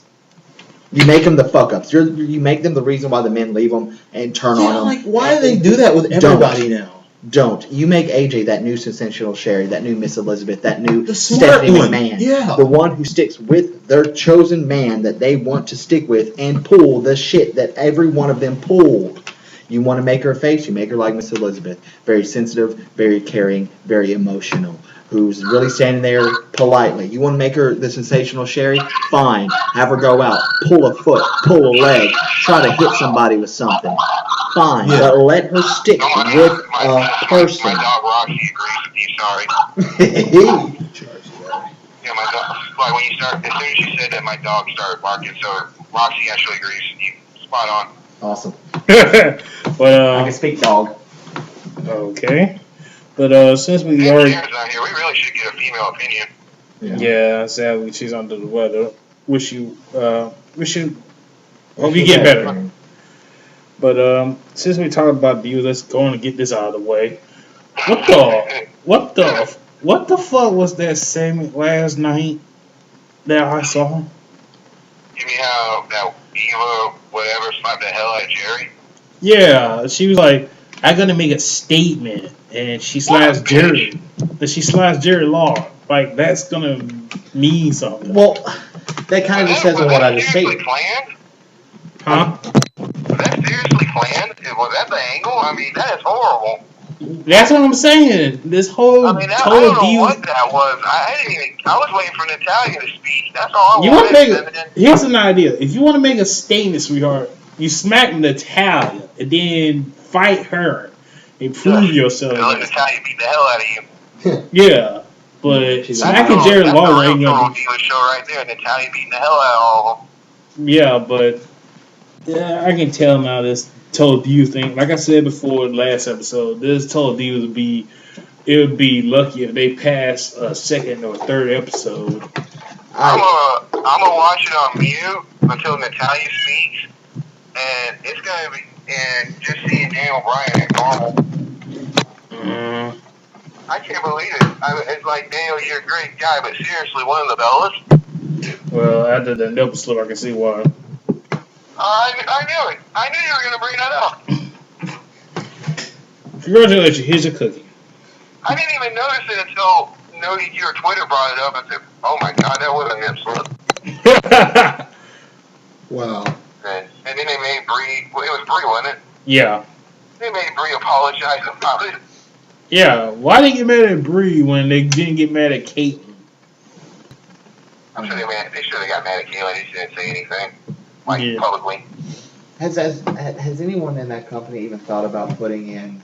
They're bringing in divas who were children of other superstars. Have they thought about doing a woman's legacy version? Well, they got the women before. They got Tamina, but they haven't done anything good with her. Well, exactly. You have Tamina, you have Natalia or Natalie Neidhart, and you got on Ric Flair's daughter. Exactly. Yeah, she was on Next. She's on NXT. NXT with her dad came out. They had Eddie Guerrero's daughter at one point. I mean, they got rid of Jesus. her. You bring. No, she left. Smart. Like, damn, that would have been great. Her on the show. Hell yeah, it'd have been great. It'd have been fantastic. People would have welcomed her with like every female who has a dad who is a wrestler, who's made an appearance, has always been well welcomed. All of them have. Because like, we know your dad, we love your dad, we're gonna love you. Tamina. But then they don't work them right, and it's all because they don't work them right. If you just go in and see, they did like right quick this funny skit with Eddie Guerrero's daughter, and she was like really cocky on the show and was like dissing everybody. And at one point, she just stops talking, and Vicky shows up, and it was like that would have been great on Raw to see. Exactly. They really missed the boat on that one. They miss. I mean, people watch wrestling. I hate to say it, just not for matches. I mean, yes, that's what gets a lot of people. But people, I think the company is forgetting you were based on soap opera material, and yet you are failing horribly because nobody watched. Tamina should be on the show right now. Right. I mean, nobody watched. I mean, hell, even her cousin The Rock is paying her more than WWE. Like, he bought her a car. She's gonna be in his new movie. I mean. Yeah, on Twitter. I mean, let's be honest. Back in the day when we watched, I mean, did we actually watch Snuka and Piper because Snuka and Piper worked so well in the ring? No, because we watched it because of the coconut not. Exactly, Yeah. because of the drama behind it. Because right now, the way I'm seeing it, there's no emotional tie to anything. Piper I watch it was- and there's no emotional tie. There's no Piper- real emotion. Piper was never anything really special in the ring. No. He was decent in his early career, but then later he just couldn't wrestle at all. But then because It of was his his mouth. injuries, The mouth made his career. yeah, Exactly. his injuries were so bad he couldn't wrestle anymore. But he did have one more. I will give him the Bret Hart match. That was Oh, of damn course, the good. Bret Hart one, yeah. That him Or versus that Bret Hart was I brilliant. Even the street fight with Goldust. Yeah, oh, that was awesome. I give that was And all that was fun. those were his two But like there was best. so much drama behind those that's we got. Yeah, the emotionally drama attached. the drama is what really blew And it now out. they're cutting on that. It's now like I feel like when I'm watching a Raw and Raw comes on, I'm getting more. All right, now to the next match. Now here are these two people in a match. Now here might be a cutscene of some type of a story plot, and we're not throwing a lot of them out there. It's just going to be one. And I'm like, there's no emotional tie here. I cannot get emotionally like I can't wait till next week. I can't wait to see what happens. And the only time that actually brought that back to me when they did the CM Punk shoot angle. Yeah, oh my God! I'm glad you brought that up. Shane Douglas got on and told the truth about that. He angle. was so pissed off. He told the truth about that angle. They should have milked the hell hell out of it. Like he told it. I love what he said about it. He said I'd have had CM Punk show up at every indie scene in the country. He Yep. said I'd have had him go to Japan. Yep. I'd have had CM Punk like go everywhere talking about the WWE. He said the WWE really missed the boat on this. He said I would have had CM Punk all over the world talking about this. Yeah, but Because sadly, he was saying- you Cornette didn't do said, I remember listening to the Cornette interview. Cornette said the same thing, like pretty much, like how they could have milked it, and the fact that Vince McMahon paid the license fee for him to use that song. Yeah, like The why? song personnel, this could have been something even grander and bigger. Yes. And then they just shut it down. But they messed it up twice. Like when they gave CM Punk the belt, we've gone on about this show after show. Like, why did they let it only go a year and some months? Like, I'd have let this thing ride Like, out like for a few months. This is my thing. I'd have let this thing ride out for another whole year. I mean, if you- went from there was when he popped up on Comic-Con that one year. Yep, exactly. The backpack and Like, the that's where megaphone. he should have took it even further. Man. Just like that. Punk's been getting, like, here's the thing about CM Punk. He's been giving these people gold. Like, He has. he gives them gold and they don't polish it. Like, they just let it sit there and just throw it back in the trunk again. Like I said, there was the shoot on Raw. There was the title run, which he was delivering. They should have let that run. If it were going that well, I'd have let it run for about almost 3 years, just about. I'd let him just hold it. Punk said it best on DVD. They give him chicken I salad, give him chicken salad, and they tell him to shoot shit. Yep, They it's do. so true. It is so fucking true. Yeah, I mean, you could have brought in while he was on that title run. You could have brought in people. You could have brought in Samoa Joe would have showed up if they let this thing run.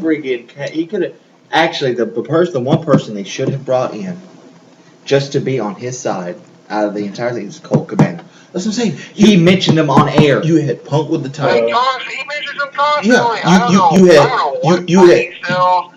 WWE has. It's the Why wildest Colt thing. Cabana does not have a job You had there? Punk. You had Punk with the title. He's good I on the think the mic. problem- You had Heyman there. Heyman's God. It was brilliant. It was just brilliant. With Heyman by his side, he should have held the title for 3 years. It's so good.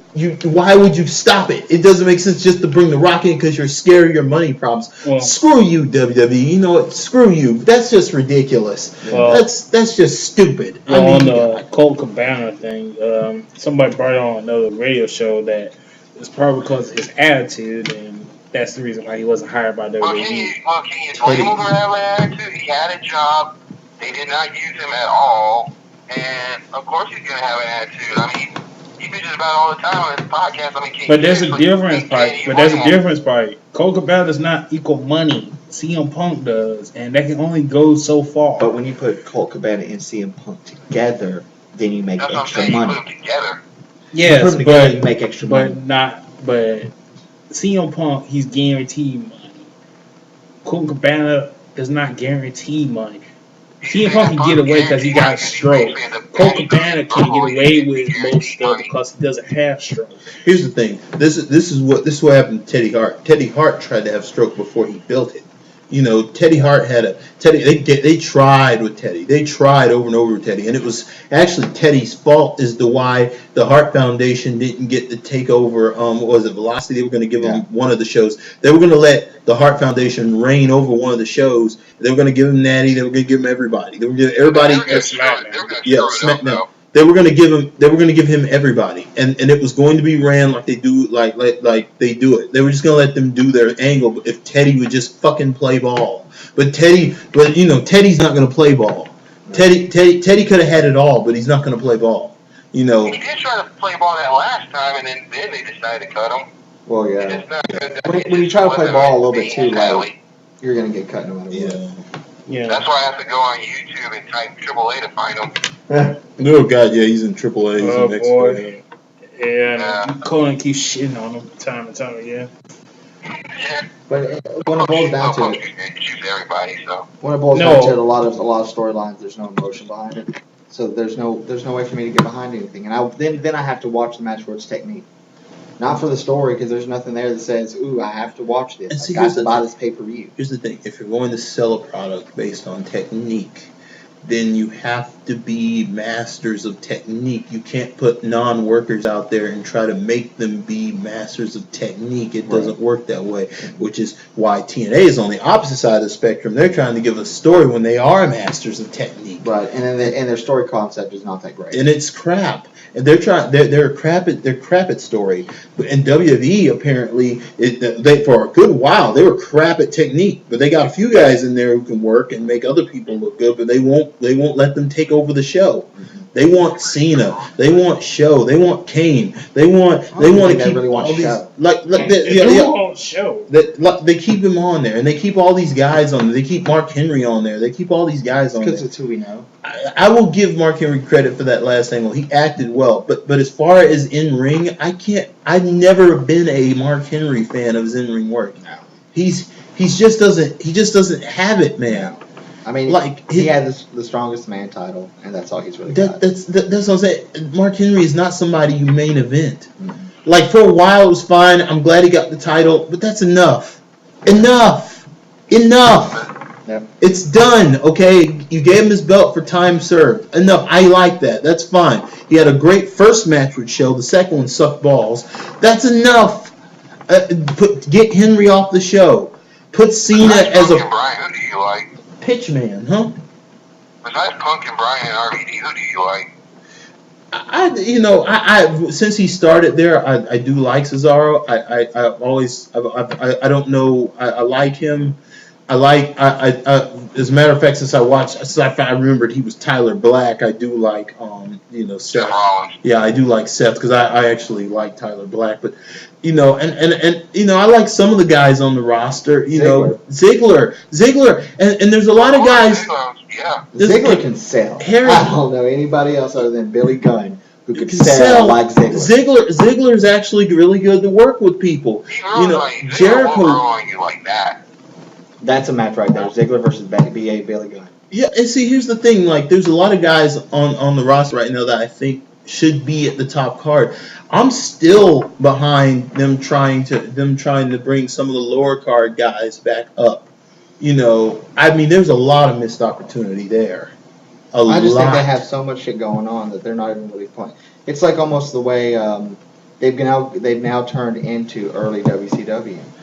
Before they got Bischoff, there was not a damn person who was even thinking about the wrestling itself. They were just trying to think about making money, and I think that's where WWE is right now. They're just thinking about money. They don't even really care if giving us a good story or not. Here's somebody who I thought they kind of could have just kept working with. Like, why did they? Like, right now would be a great time to have Morrison as a standby. What happened there? John Morrison, what happened there? We all know what happened. You know him. He ain't coming back with Molina. I know, but there's a... That's it. No, it's not that bad stuff. God, man, such a missed opportunity. Let's get back to the topic, folks. Were you happy to see Alex Riley beat? It was good. Who? He's asking Alex Riley. No. Back to the topic. Didn't Brad Maddox seem like an 80s movie villain when he was acting like that? No. So let's see what else he can do.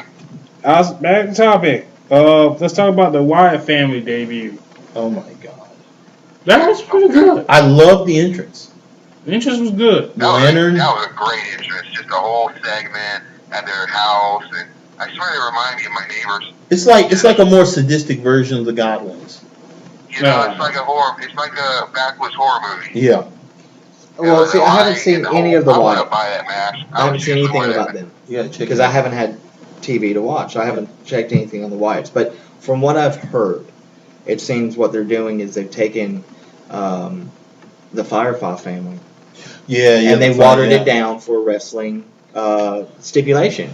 The crazy horror backwoods. You find them and you're going to die. Yeah. You're going to be killed. That's what they're playing up. Because it's great seeing Husky Harris again. And like you see him now, he has lost so much weight. He has just really become that character. And just fuck that audience who kept shouting Husky Harris at him. It's like he's really worked hard with that character. You know what I mean? And like everything with that character, that's all he did. That was all his idea. The audience, I like how the audience is becoming more bold now. They're really starting. Like not with Wyatt family. Like come on now. After New Jersey, they're just started letting it go. It was funny to see him beat the hell out of Kane, and I Yeah, that guess was you're gonna great. gain something to do. Why not put the Wyatt family over? Yeah. Yeah. I'm proud of the fans. They Yeah. need to become more bold. Yeah, they do. Like the Yeah, fans. they keep booing Sheamus. Not Because with them, no other people. well, the way I see it is, a company doesn't listen to fans unless they are bold. They really won't. They just keep doing what they're doing, and all of a sudden you have an entire arena booing someone who is a face. You're making the company make them have that turn. Here's my Let's just thing. as long as the audience keeps saying yes, yes, yes, and do the Fandango dance, we'll be okay. Exactly. Here's the thing about. I want to talk about Sheamus just right quick. Here's the thing And about that big him. ass bruise he He got. tried. God help him. He tries. He really does. I give him an A for effort because when he gets in there, He is being the best sport about this shit. yeah, that's what I'm saying. He tries, but he just doesn't have it, and they want him to have it, but he just doesn't I have think it. we said it before. Him trying to be funny is They should have never given him a not title. working. Done to death. And Like, I know what Karen really was saying about him I- being European and all, and European humor not that fun with Americans and I mean, dry. as much as I have my beer and try to, I'm like having a beer. I can't even enjoy the whole pint. It's whole not working. grandfather Irish folklore tales. Yeah, Like talking about me and my father and my uncle and some pints and just I don't He know. needs to just go back heel. Them men need to be heels again. Yeah. You know, just like Shane's just like I like you, man, but you need to get that badass again. Yeah. Yeah, I give him an A for effort though, but I just didn't think he had it. I just want to dial 1-800-FELLA and just say, be heel. Well, I just look at it this way. I mean, give him. I mean, he's Irish for Christ's sakes. Give him the attitude. You slightly do. You give it a little bit of that attitude, but you don't really do anything else about it. Yeah. And it fit Finley, who is technically not your stereotypical Irish person looking. He's blonde hair, short, squatty, But he had that mentality. I will fight you anywhere, and I will beat you down. He had that mentality. That's a stereotype right there. Right, but now you have Sheamus, who has that red And then hair, they- who has that pale skin. And then they fucked it up with the whole Hornswoggle. Oh, yeah. Oh, And yeah. then you allow him, don't get him out of briefs. I hate to say it. I know, because I'm a ginger too. You cover up as much of that pale skin as you possibly can. It'll work, yeah. It's like to see. And you just have him have his ring gear like it's street gear. Yeah. And I will beat your ass. Make fun of my name. I'm going to beat your ass. And let him come down with a shillelagh too. Yeah, that would be awesome. I mean, damn. Oh, yeah. A badass looking shillelagh. Yeah. Like one that Celtic fits knot. the one that fits his character, makes him look credible. Exactly. And Oh, yeah. Let him be a bloody fighter. I mean, exactly, that's the point. I mean, it's okay. We already know that most wrestling promotions are flesh promotions already, except for WWE's really trying their best right now to be like, well, we have a wellness program and we want everyone to be safe. No one really watches wrestling to make sure that both people walk out that room, nobody watches ring wrestling to make sure they're clean and there's no blood. I mean, I'm sorry, I do watch wrestling for the blood, and if your Yeah, a lot of gimmick people is going to seem like I'm going to draw it out of you, Play it. Don't be like, I'm going to beat you, and then all of a sudden, The we both first walk blood away. I'd seen in so long came from RVD last bit. I mean, Well, Because he knows. RVD and CM Punk Yeah. both got busted open. Yeah, Because they did. both know. If you want to get good, in my opinion, that match would be the only key match to watch out of that entire pay-per-view, and just ignore the other one, because you at least had two people who knew that you have to draw blood you to have get people to love and talk about that match tomorrow. Yeah, So that's why I was saying, like, why are they still doing Hell in a Cell? Yeah, like if they're not gonna allow blood, why are they still Hell doing in a cage Cell- matches? Hell in a Period. Cell is pretty much useless now. Yeah, it is. It's like the talk that I had, I think, with someone that I knew. When you had the end of the era match, it should have been centered on the Hell in a Cell. Yeah, That should have been the last time you got to see the Hell in a Cell. yeah, it should have been it. And then do away with it. Do away with the Hell in a Cell pay-per-view. And then you bring in the Payback pay-per-view and you have that replaced. And then boom. Because when you have something like Elimination Chamber, Hell in a Cell, the Steel Cage, it really does. People are expect to see Somebody's blood. got to bust open. Fans have gotten spoiled, like you're not. We've all gotten spoiled now. We see a demonic structure. We want blood. Yeah, Or we want somebody who's going to be out for 8 months because of a damn injury. yeah, we want to see at least somebody get broken. We want to see some crazy. And if you're stuff. not going to do that anymore, and you want your guys to be safe and stick to a routine, Don't put them in these then, things. then take those things away from us. Take them away. Yeah. Like, yeah, that just makes no sense. I don't care. You know, if you're going PG, go PG. If you don't be pretentious. It's like the Survivor Series pay-per-view. Oh, God. Get rid of it if you're not going to stick to the original format. That's exactly right. What happened in the Survivor Series promos with the big groups That's and the all point. the, you know, 4-man teams. It's like Broadway. You know, where the 4 hell to is that? 5-man teams, all the way through the pay-per-view, and the main event is the last 2 teams who have survived, and it's only the surviving members of the 2 teams. So it could be a 4 against 1, or it could be a 4 against 4. Yeah, that was one that was good. I mean, they don't Bring do like Especially the last great Survivor Series 5-man match was the one that had DX, Hardys, and Punk. that. Right. Which I thought right there, when they did that, I was like, there's your new DX. Hey, here's something else. That WWE was the last great thing they did with Survivor Series wise. WWE has enough workers now to where they could bring back the King of the Ring As a pay-per-view. as a pay-per-view. I yeah, would the love to pay-per-view, see the absolutely. tournament come back. I would love to see it on a pay-per-view. I would love to see them put their best workers in King of the Ring. Mhm. Throw out. It doesn't matter what show you're on. It doesn't matter what it is. It's not even about the feuds. It's about who is the King best. of the Ring. Who's the King of the Just Ring? out of blue, I would love to see them do a best of 7. That'd be good too. Like whatever 2 guys, whatever, just do a best of 7 series just for the hell of it. Mm-hmm. I'd love to see that again. But, let's talk a little bit about Punk versus Brock Lesnar. The promos that. Brock Lesnar beat the shit out of him. Yeah, I but mean, my God. yeah, I think he legitimately did hurt Punk. He did really hurt him. Did you see his fucking ankle? I think in a way, Brock doesn't completely.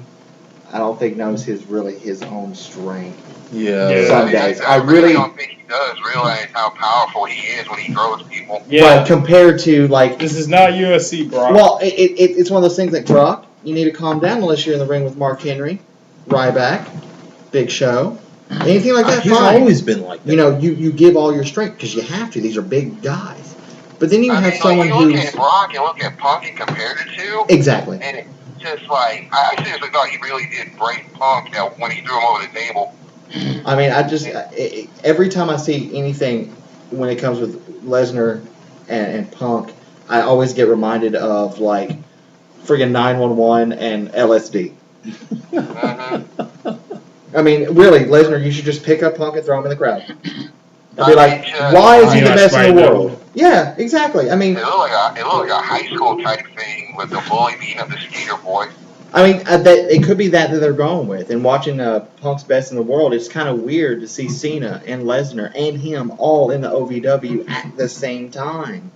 Mm-hmm. And just the fact of going, oh, well, that completely blows all really kind of like kayfabe type things. Like, oh, they all really do know each other. Shit.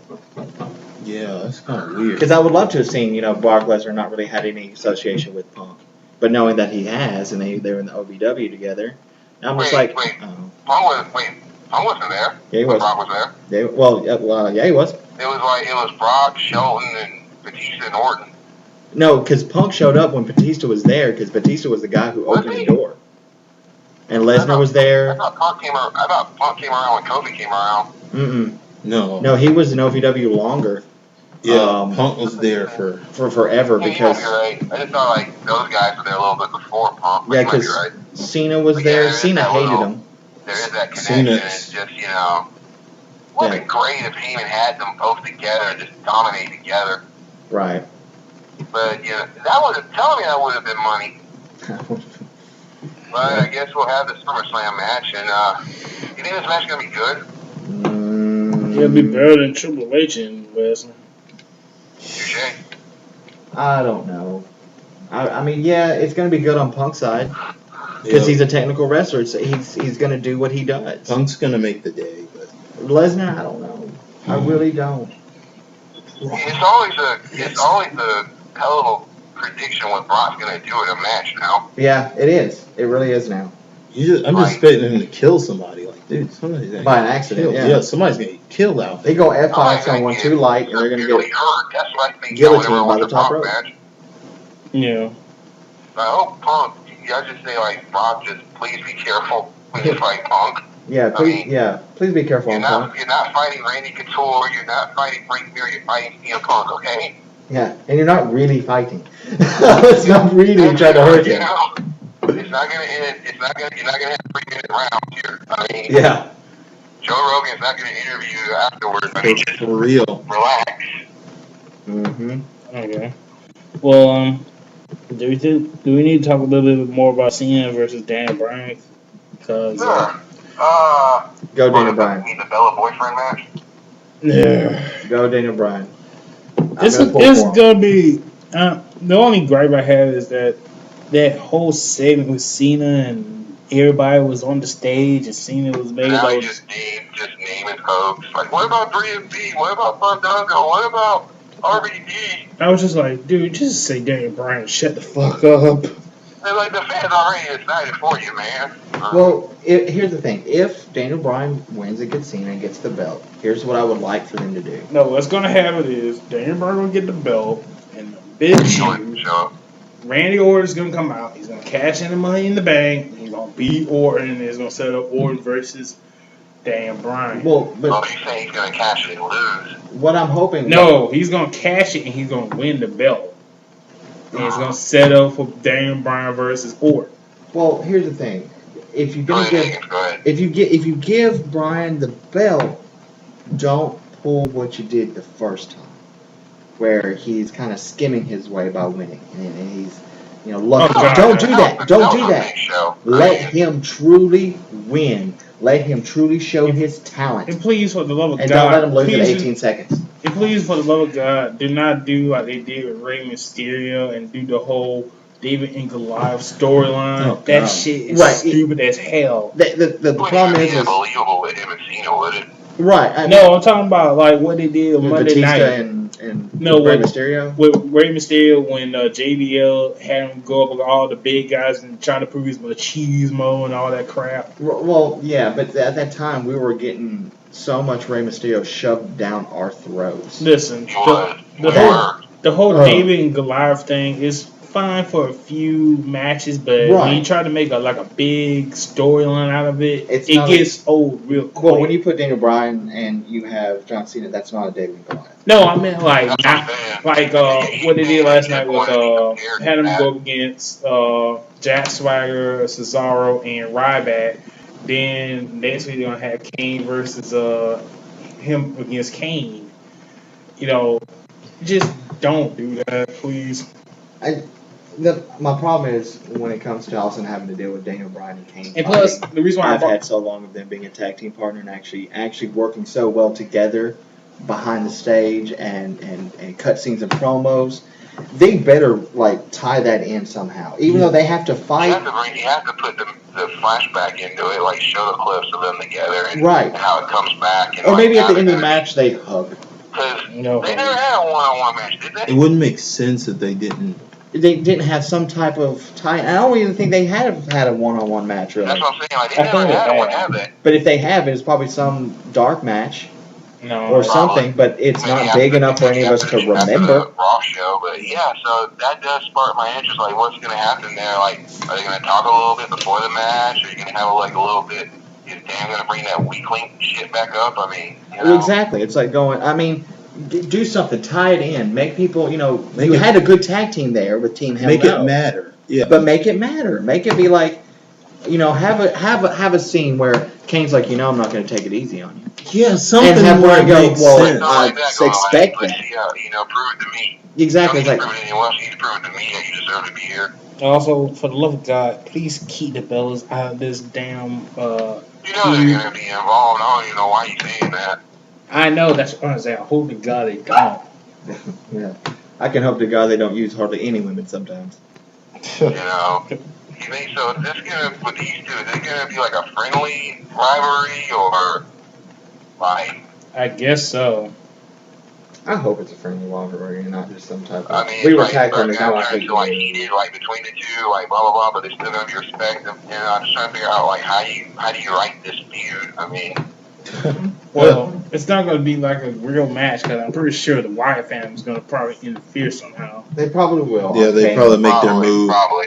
They're gonna make their move. But it's probably going to be a good match until they interfere. But But I pull for Brian versus Cena. I really I'm do. definitely pulling for Brian. I think he deserves it. And a good run, not a shitty run like the first time. And Yeah, it loses in 18 seconds. a real. That's A probably real gonna be, that's friggin' probably gonna run. be Cena's best match since he fought Punk. Yeah. Sadly, the two guys who can work make Cena look good. Yeah, that's the thing. See, this what got me no, about that. we're not getting on that. Yeah. Okay. No. I want to talk about two of former WWE talent that got in trouble with the law.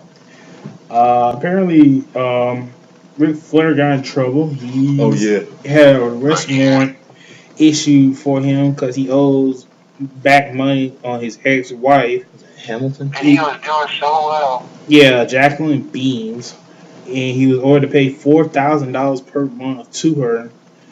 And he Roddy Piper was on the phone because I watched, my wife likes White Swap, so we saw the White Swap with Piper and Flair. And Piper was on the phone saying, like, I'm worried about you. Well, I saw previews of that. That's the thing. I saw previews of that, and I was like, and I was seeing Flair give Piper's children like $100 bills, and I'm like, how can you not pay your ex-wife, you jackass? Yeah. What the hell? At least give her Bobby shoes. Like, how does he still have money? Oh, that was a good one. That was really good. He At can least- afford it, they just go everywhere and buy. At least he could give her. At least he could have done is give her his shoes. Yeah. And how does he not like? How do you hate him? I mean, that's just weird to me. Hey, He said he hates him. He hates the pigs. He just hates pigs. And and he's from North Carolina. I'm saying. yeah, it's kind of That's weird. some Isn't it? shit. That's really weird. I mean, that was just a bizarre episode, and God bless Piper for being involved in that, because Flair is out of his damn mind. And no wonder why your ex-wife is going around. You keep buying all this shit. The thing about Ric Flair is he's always lived his gimmick. I mean, he truly was what he said he was. He was the jet flying. He was the son of a gun. I mean, He was everything that he played. That's why he did it so well, because that's who he was. I mean, this was not just kayfabe. a little bit smarter about his money and choice in women. I think he did that purposely. I think after a while he realized that he did have a problem. But sometimes, it makes you wonder, does he just continue to do it because that's his legacy and he just doesn't give a shit? After a while, he just doesn't give a crap about his life anymore. He just wants people. He just wants people to admire the genius of the fact that Once he gets in real trouble, Triple H is going to bail him out. Yeah, of course he is. But see, it's all part of the game for him. Life is a game for Flair now, and he can afford to do it because it's never been kayfabe. I don't think he's ever been in kayfabe. Yeah. I just don't think he's ever. I don't think he's ever been in. I don't think he ever left. He's always Ric Flair. So, yeah, I just wish you just. Like, now there's laws involved and you going through all this mess. It's just like, man, you gotta, just stop. Yeah. And He's gonna die in the ring. Please don't marry this current girlfriend. Please don't. No. That's crazy. Next on the wanted list is the Sandman, Oh my goodness. but it's not for what But we this is all not- think it's for. Apparently, he owes back child support in the tune of $8,000 and $8,017.84.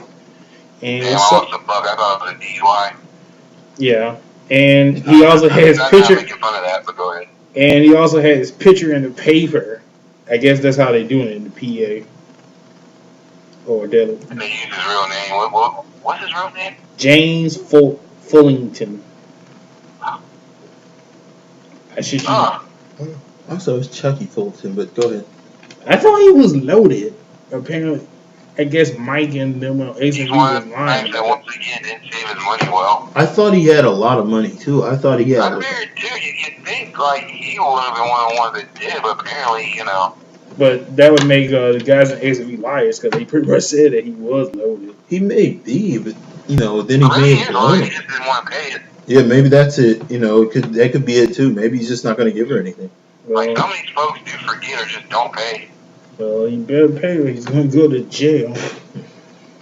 But for Sandman, that'd probably be a vacation. Yeah. Well, I didn't want to go there, but I guess we had to. It's time to talk about TNA. Oh no! Yay, I guess. And we got more releases. Cha-ching, cha-ching. It breaks my heart to say this, but unfortunately, Terror got released. Yeah, I heard about that. That was pretty sad. That bummed the hell out of me. Yeah. Okay. They were saying that Terror's like the No more biggest. Terror and Brooke kisses. They said that Terror's like the biggest paid knockout. I thought Christy Hemme was the biggest paying knockout. Apparently they changed it, and it kind of makes sense when she was constantly going on about her restaurant and showing WWE pay-per-views and constantly talking about the WWE. So I figured, oh well, Yeah. that's still messed up. She ought to be okay though. I mean, she ought to have plenty. Oh, she'll be fine. She'll be fine, but I don't think she's gonna go back to WWE unless it's for like the Hall of Fame. I think she'll at least be considered. At least for the Hall of Fame, but Or maybe get an NXT job. nah, you know how Vince is about older women when they divas. He wants them back for like a certain age. But Tara's one of the nice ones that was actually, went out gracefully, somewhat. Not really, because Well, compared to others. well, she pretty much lied to them allegedly because they said that she was gonna return in 2 weeks. She showed up on TNA, so I think WWE would have some kind of heat with that. They let little shit like that go. I mean, they would let that go. I don't know, I'm man. sure with Tara, yeah, they would let that go. I think they would let it go. They would let that go. I doubt it. But there would have to be Gail some Kim, not so much. conditions. Oh God, Gail.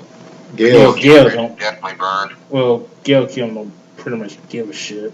Gail Kim's legacy is already established. I mean, she's pretty much set for life. Yeah, Gail's set for life. Gail's ain't got to worry about nothing. She's gonna be, like I said, her on TNA is just like what women do, what housewives do when they're doing yoga or some shit. Yeah, I mean, that's the thing. Like, she's working with people on TNA. That's her doing yoga. That's her going grocery shopping. That's what housewives are doing. Yeah, that's just something to do. I think she's just doing TNA for Watching a something soap to do. opera, that's what she's doing. Because she loves the fine, business. You don't need it, but Yeah. I was just saying, I just have high hope maybe someday Tara would come back. Yeah. Hell, it's Personally, beat the hell out of the Bellas. Victoria. we can only wish. But Yeah. he also released Doc. Nobody gives a shit. D'Lo, and the fucked up thing about D'Lo is he He was going to he take was a pay cut. he was going to take a pay cut. They asked him to take a pay cut. He was going to take a pay cut, and then they turned around and fired him anyway. And then you heard today, actually, they did fire Jesse Sorensen. So let me get this. The guy whose neck broke on the show got fired. Oh, Sorensen. I thought you were talking about the guy that was with Tara. No. He should have been fired, but no, the Jesse Sorensen, the X Division guy that broke his neck. Wow. Okay. They gave him a marketing. First They gave him a marketing job, but then they fired him. Jeez. First you get rid of a pregnant woman, now you get rid of the dude who almost got his neck broken. It was broken. Well, it was broken. And like Madison Rain was gonna leave anyway because she had the kid. Did she have the kid or is having the kid? She is having a kid. Yeah, so she was gonna leave regardless. And Doc, I don't know why it never works out with Doc anywhere. But I like Luke Gallows. and Bruce Pritchard, the brother Love, also was asked to give a pay cut. Apparently wasn't that popular. He was asked to take a pay cut, but he said fuck them, no, and decided to quit. And so now he's gone. Yeah. And I believe there's one more. No, that's pretty much it. Morgan. Oh, well, Matt Morgan asked for his release. Real bad. My wife was pissed about it. That's one of the few TNA guys she did like. Why? She was the one to ask her why. No, I didn't tell you to ask her. I mean, the fact that she was, Go ahead. oh great, she's standing right there. They said, why do you like him? Why did you like him? Why the hell did you tell her? Oh God, here we go. Dumbass.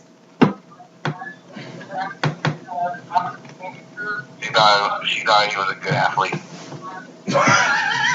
Oh my God. He had like a nice looking guy. See, this is why you don't tell your wife stuff like that, man. More nice looking than me. That was the right answer. Okay, go on. Wow. Okay. Okay. Well, We're joking. I'm joking. Just a little late humor for our eyes. But yeah, Matt Morgan's just that guy. Like, you push him up to maybe win the belt, but you never give it to him. You know. mm, It just never works. Sadly, you know, because the only company that used them well was Ring of King, if that tells you anything. well, that's saying something. But Bruce Pritchard, on the other hand, it was gonna come to this because dude kept screwing up with people's contracts and letting them expire. I mean, you know, Bobby Roode's contract got expired, and Velvet Sky's contract. It happens a lot. Like a lot of the guys, like almost. Then the whole thing with RV. They didn't keep it. They don't. The office people do not keep an eye on that. Then the whole thing with RVD, and you know, it was coming to a point where it had to happen. You know. Yeah, so him being gone didn't surprise me. And then his brother got on Twitter and took shots at Dixie Carter, saying that, you know, everybody's putting the blame on his brother when they should, you know, go through, you know, there was already problems there before his brother came, and they should look at Dixie Carter for, you know, why the problems were started. It was just the whole thing's just a mess. Yeah. TNA is a mess. Yeah. And things don't get any better for TNA. Well, let's go to Destination X before we get into that. Yeah. The incident. Okay. Destination X was a pretty good show. We had Bobby Roode versus Austin Aries. Great match. Austin Aries won. Then at the end, Bobby Roode pulled a Big Show and unlike the Big Show, he actually threw a chair in the ring. Had a pain meltdown. Yeah. And you destroyed a lot of stuff. Oh yeah, one thing to it, and whatever happened to Taz, thank you for not having him on commentary. Yes. Yeah, just thank you. Thank you for not Apparently, putting. it's a part of his contract. He gets to have specific nights off. Even though I don't like Jeremy Borash, but I'd rather have Borash and Mike today than Taz and. I can tolerate Borash. That's what I was saying. I don't At like least when him. he talks, it sounds like he's introducing the circus. Here's the thing about commentary. It's bad when certain people on commentary these days, like this, just jumps back onto what happened on Raw. It's bad when commentators don't know what a dragon screw is. I was just amazed. Like Daniel Bryan did this like how many times did he do the dragon screw and they wouldn't call it? Like they have nobody. He did it like 3 times, didn't he? They have nobody who knows play by play. Like they're just sitting there calling it, making up names for moves. Like it's the dragon screw. Damn it! It's not some kind of whatever takedown. He said that's a dragon screw. You idiot! For God's sake, they do it on TNA too. It's just ridiculous. Especially with Taz. Yeah, Taz is so damn stupid. I mean, come on. You guys have been in the business. You guys know the moves. Yeah. Some damn respect. I mean, that's just ridiculous. Backyarders know the damn moves. And then we had the qualifying match for the Ultimate X because, Chris Sabin gave the title to Hogan to cashing in to take on Bully Ray that night. And it was Homicide, Sabin, and Petey Williams. Good match. Great to see Homicide again. Yeah, great to see. I totally geeked out at that point. Yeah, until Chavo interfered and he went to hell in a handbasket. Yeah. But good seeing Homicide, good seeing Pete Williams and Sabin. Not Pete Williams, but dang it, who was that? One? Yeah. Sanjay Sanjay Dutt. Dutt winning with I didn't see Dutt winning with a curve stomp off the top rope. Sanjay. Then we had Suicide. I'm not calling him Mammoth versus King because it sucks. And if you're gonna do a new name, you gotta get a new suit. Kenny King and Chavo. Decent match. Didn't really need Chavo in there. Suicide wins. And then we had the future of the X Division. Rockstar Spud. Greg, whatever his last name is, I'm not going to try to say it. Tremperetta, just call him Tremperetta. Tremperella, and who else? Dr. Spud, Tremperetta. Crap. I don't know. Wow. Sorry. I seriously forgot. Well, pretty good match out of them both. And I forgot who won that one. Tremperetta won that. Yeah, over Rockstar Spud. Already one night, and he's already being used better than he ever was in WWE. And remember he was one of the Dude Busters? Yeah, and this is going to be your Ultimate X match for this week coming up. And spoilers for those of you that don't want to know. Suicide gets the title back. Big D's your favorite wrestler wins. Oh, fuck it. They were going to give it back to Sanjay, aren't they? He never won it. Goddamn. Yeah, can you believe that? He's like the one guy there that never won the damn thing. He never won it. Yeah, that was really weird. Well, like, he would have thought he won it at least once by now. He never won the damn thing. Yeah. What more do you want from the man? Go on. Well, before I forget, Bully Ray came out at the beginning and talked about, the whole thing with Chris Sabin. He calls out Brooke Hogan. Brooke comes out. Brooke says that, she's moving on, blah, blah, blah. Who cares? Just, no more talk of Brooke Hogan. Moving on. I just wanted to bring that up a little bit. So, okay. Mickie James gets in the ring. She starts talking about, how she's the best knockout, and she shows a clip of her performing her music. Gail Kim comes out, and Gail Kim pretty much talks about how Mickie James sucks, and then they start the brawl, setting up their match for this week. You suck, cheerleader Melissa. Go ahead. Did you just confuse Mickie James with cheerleader Melissa? No, go. No, what the hell was that? No, move along. No, what the hell was that now? That was a botch. Go on. What was that? What are you saying? Daniel confused Mickie James with cheerleader Melissa. Is she really? Huh? Okay. Well, accidents happen. Go on. Alright. So, main event Mafia comes out to the You just ring. saying it because you miss cheerleader Melissa. Yeah, I do. There Very. you go. We all do. I do too. But main event Mafia comes out and they call out Aces 8. Anderson gets on the Titantron and tries to give an excuse of why Doc's not there and tells main event Mafia to come to the back. And like idiots, main event Mafia goes to the back. Obviously a trap. And No. everybody in main event Mafia gets locked up in a room and Kurt Angle gets thrown into the back of a truck and driven off. Bully Ray then show on the phone with somebody telling him, to make Kurt an offer they can't refuse.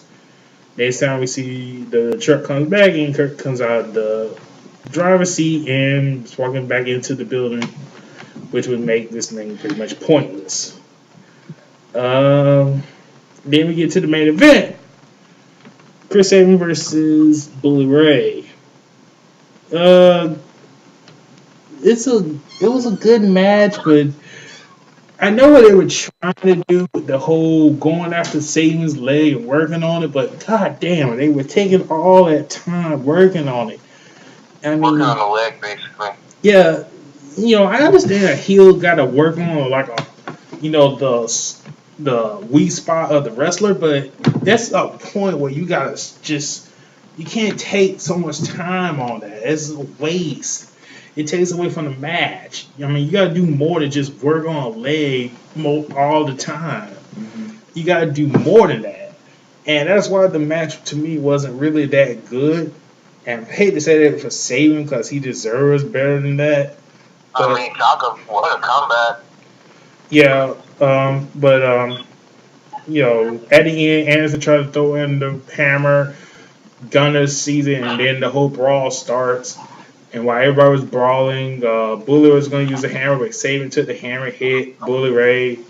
And your new TNA World Heavyweight Champion is Chris Sabin. And I just like to say that, Sabin, he's deserving of it. I just wish that TNA had built it up better. I think it would probably be better if it waited to Bound for Glory, but then again, that would mess up the whole Bound for Glory series, but still. But, it's good for Sabin. I just hope that they don't pull Daniel Bryan. He becomes like a 2-week or 4-week champion. Yeah, that's what I was about to ask you. You think Bully Ray's going to eventually get it back soon? Hopefully not, but Yeah, let's not do that. But if they're serious about this Hogan versus Bully Ray, I hope and pray to God that ain't gonna happen. That would be the worst thing they could ever do. That's the nail in the coffin. I don't want to believe it. I don't want to even think about it, but it just seems like some stupid shit they would do. We talked about this before. If they main event Hogan, it's going to be the nail in the coffin for TNA. Official. Or you just put You might Dixie as well Carter just in have there. Hogan. Yeah, exactly. Put Dixie Carter in there. But like I said, decent Destination X. Bobby Roode and Austin Aries match of the night. Glad that Sabin, I was shocked that Sabin won the belt, but I wish they could have built it up a little bit more better than it did. I wish the match was a little bit better, but kudos to Sabin. I just hope that they give him a good title run. I think he'd be great with the title. I hope they realize that. It's like after you win the X belt like 5-6 times, it's time to move up. I may actually watch some of this to see how Sabin does, but I don't know yet. I don't have an opinion yet. That'd be a great commercial. You break both your legs, you can become world champion. Yeah. All you gotta do is believe. Yeah. That'd be a great marketing tool. Like, you break both your legs, work hard, get better, you can beat Bully Ray with a hammer. Yeah. But now that we got some of the good stuff out of the way, let's get back to the bad stuff. So, here it comes. Last weekend, TNA was in Missouri. It's, I think, I'm not even going to say the name. Don't bother. Missouri. And apparently, Bruce Pritchard left a fuck you to TNA because apparently nobody in the front office knew that most of the wrestlers needed license to work in Missouri. So most of the wrestlers, Chris Sabin, Gary Bishop, I don't think nobody really cares if he wrestles or not. Jay Bradley, Wes Briscoe, again, nobody really cares about him wrestling. Gail Kim and Miss Tessmark was not allowed to compete by the Missouri Athletic Commission.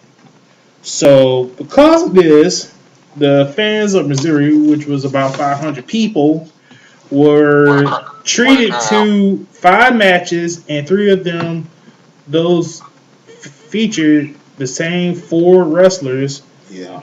which included Bully Ray, James Storm, Devon, Gunner, Samoa Joe, Robert Roode, and Jeff Hardy and Kurt Angle. And the card was Bully Ray took on James Storm, Devon took on Gunner, then it turned into a tag match against Team 3D and Gunner and Storm. Samoa Joe versus Bobby Roode, and then Jeff Hardy and Kurt Angle was pretty much the main event. And it was pretty much an hour and I think 30-minute show. And so to save face, TNA decided to let the fans come back and meet and greet with the wrestlers, which me and California Kid had a chance to go to while they were here in Macon. It was pretty good. Yeah. Now here comes another big problem. Okay. So they go back, and apparently, this is rumored, that apparently Jeff Hardy decided to do the same thing like he did here in Macon, where the fans paid $20 to take a photograph with him, but he wouldn't sign anything.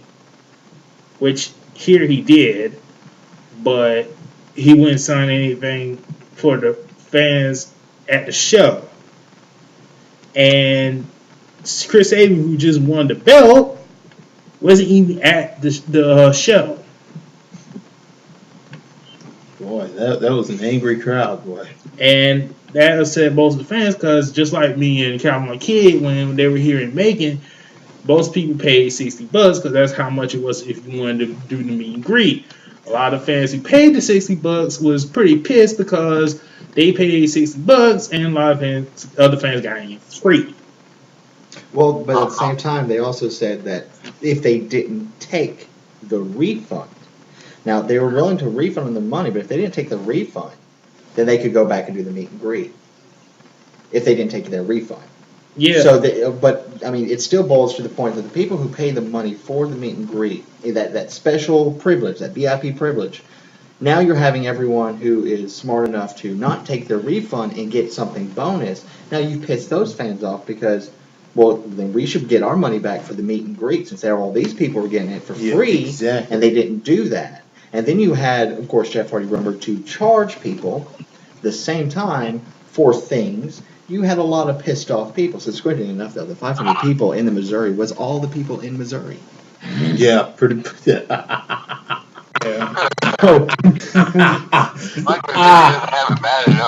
So apparently, TNA pissed off the entire state of Missouri. They did piss off the entire state. That's messed up. That was bad on Pritchard's part, but it could have been a serious F you to y'all. I don't want to deal with y'all anymore. Shouts out to Christopher James Lennon.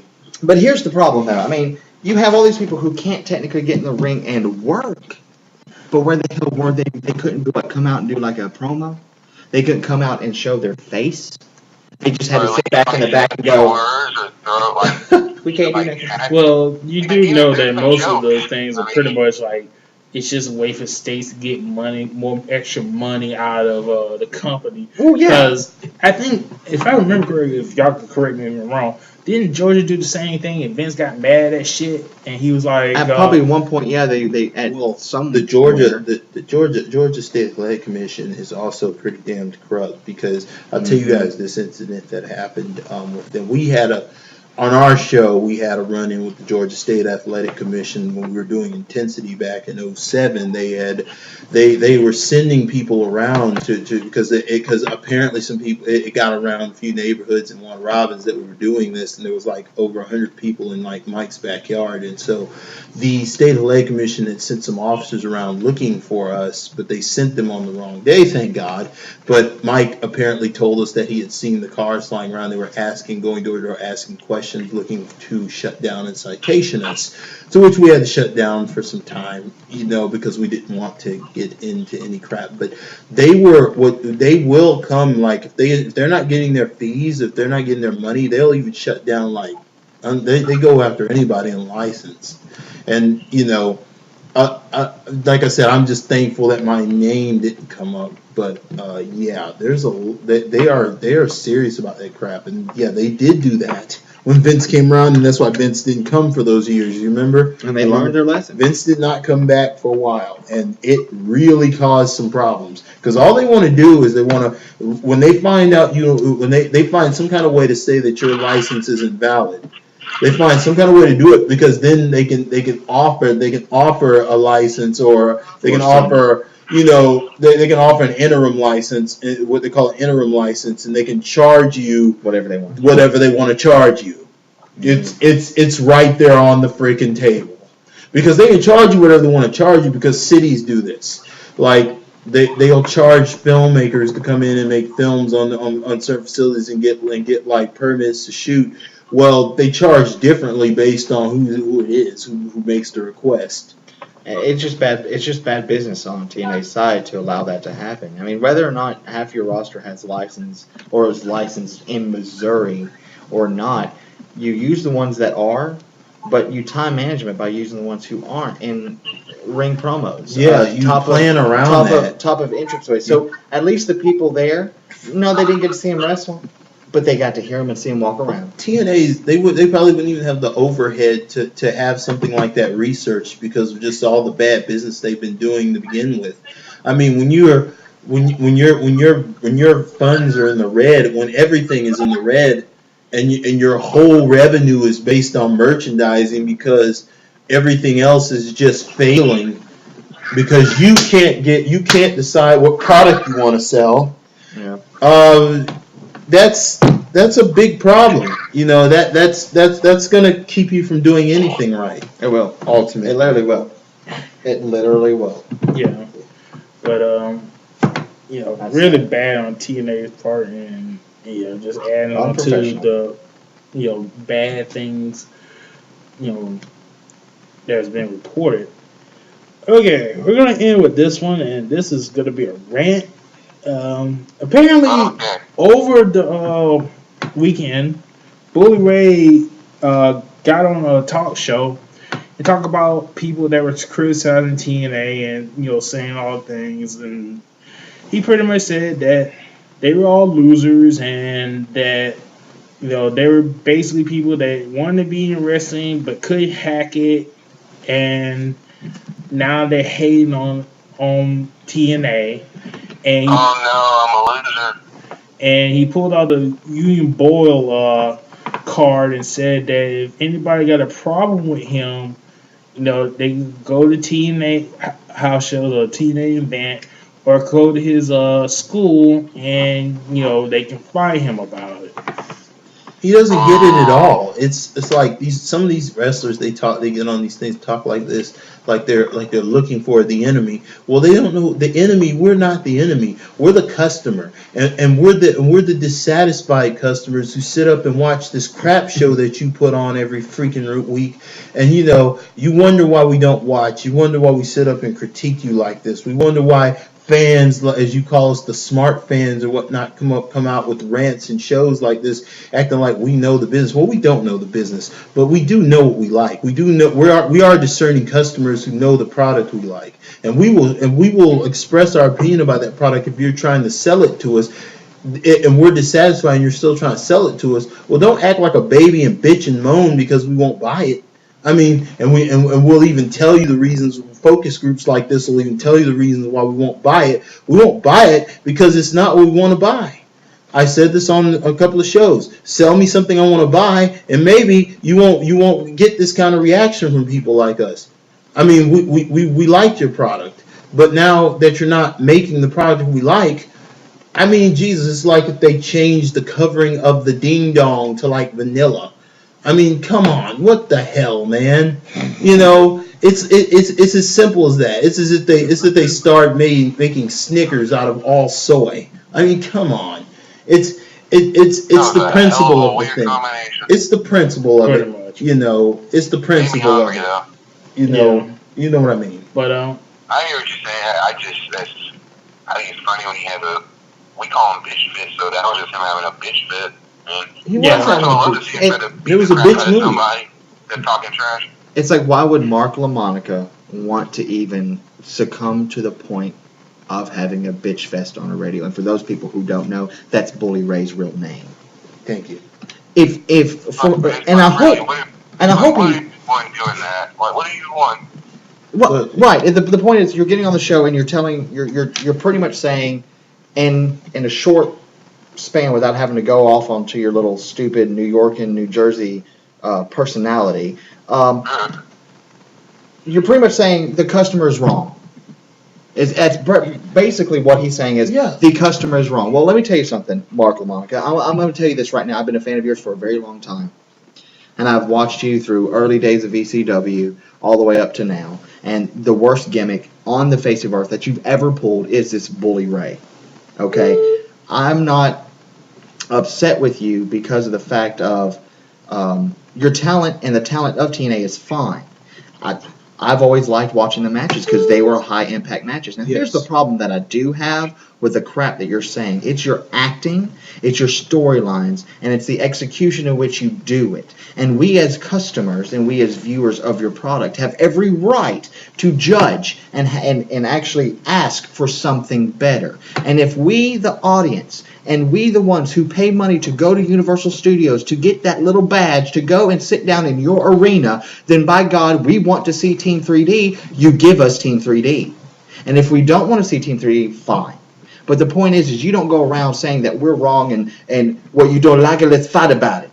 I'm not going to fight you with it because I just stopped watching you. I stopped giving you my money. And so does the rest of the world. And then you're broke. And then you're poor. And then you're not only worrying about a sideshow attraction that will work you, but then you have to go crawling back to a billionaire who let you go. Only hopefully enough you can make enough to buy your original gimmick back. And also, which you should have been doing this whole entire time. And also you talk a lot of crap about him too. Talk shit and you don't get stuff that you want. One thing, look, I'm going to say this. I'm going to say this because it's true.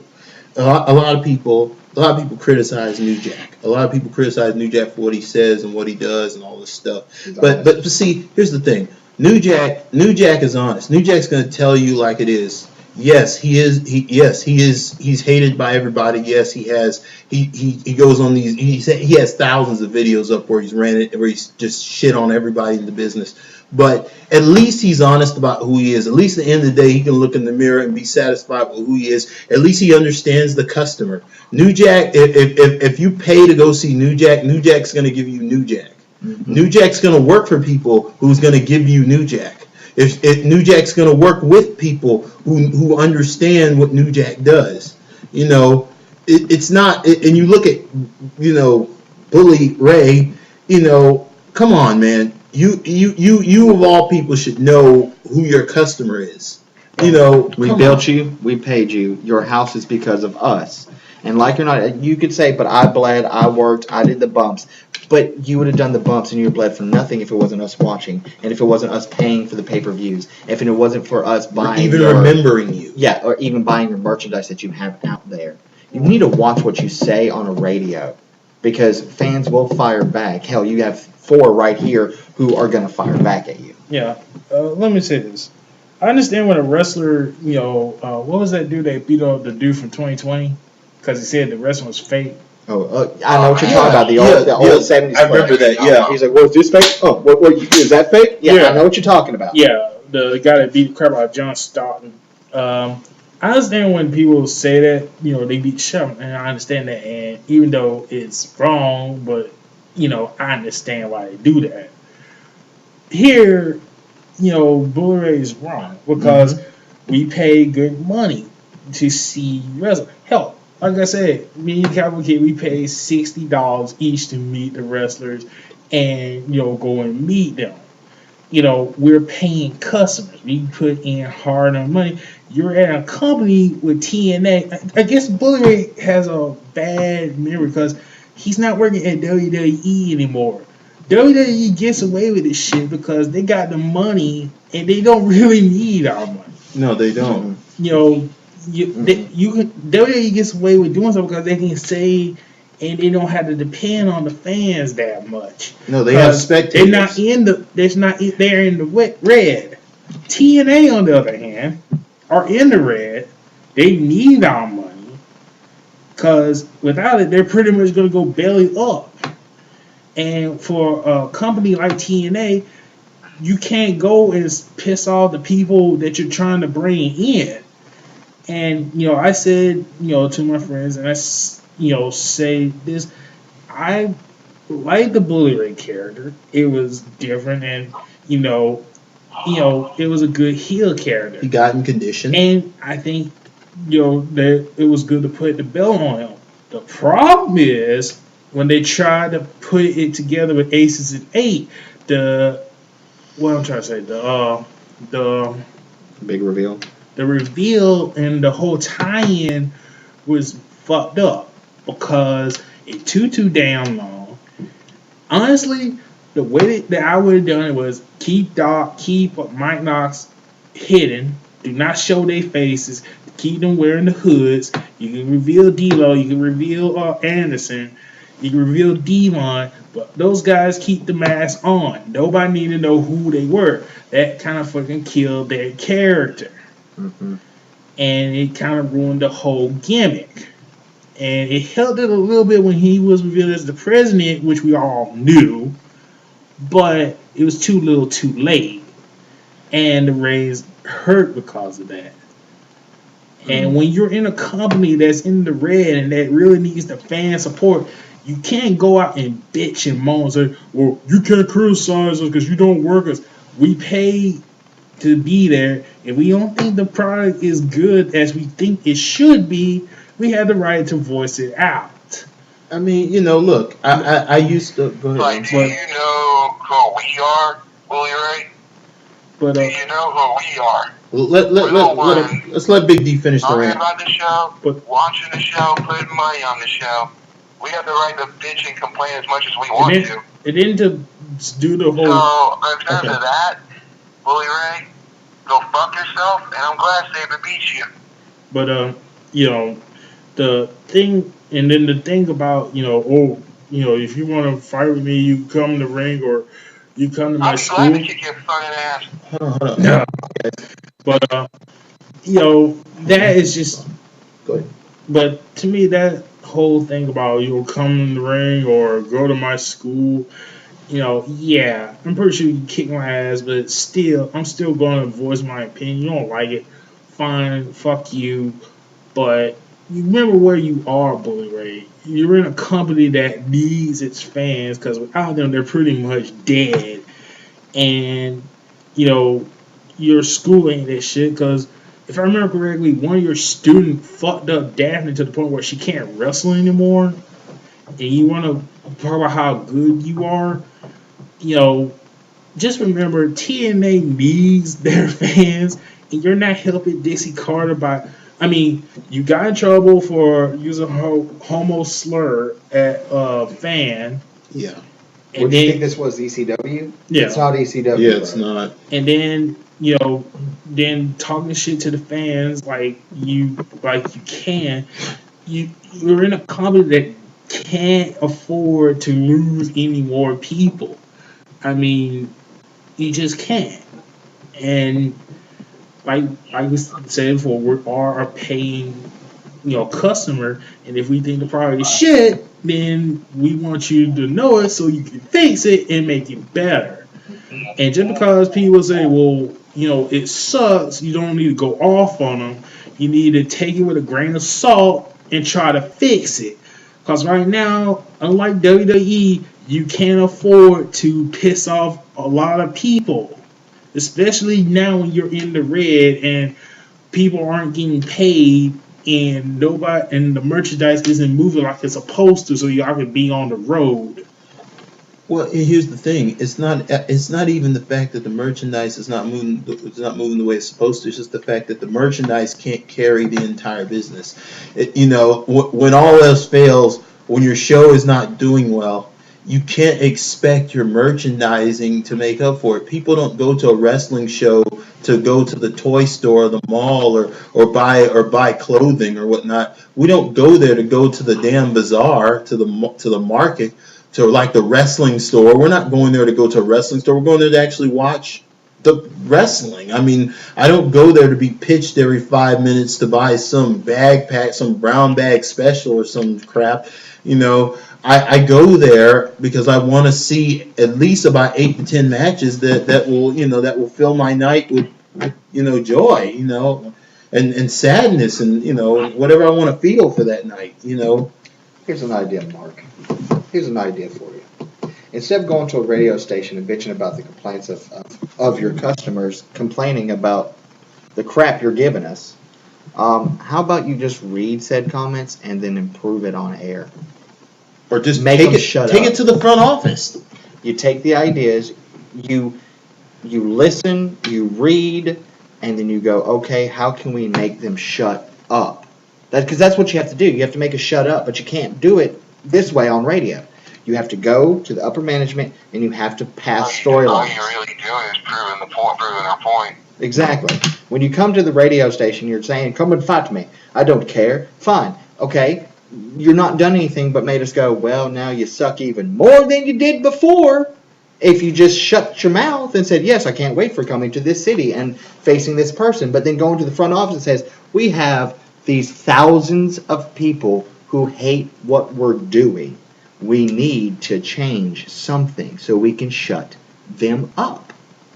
That's how you do it. Silently and in the back office. Not on a radio station with two people who you probably never met before in your damn life, and now you're facing off into a microphone because you feel like you can? No. It doesn't work that way.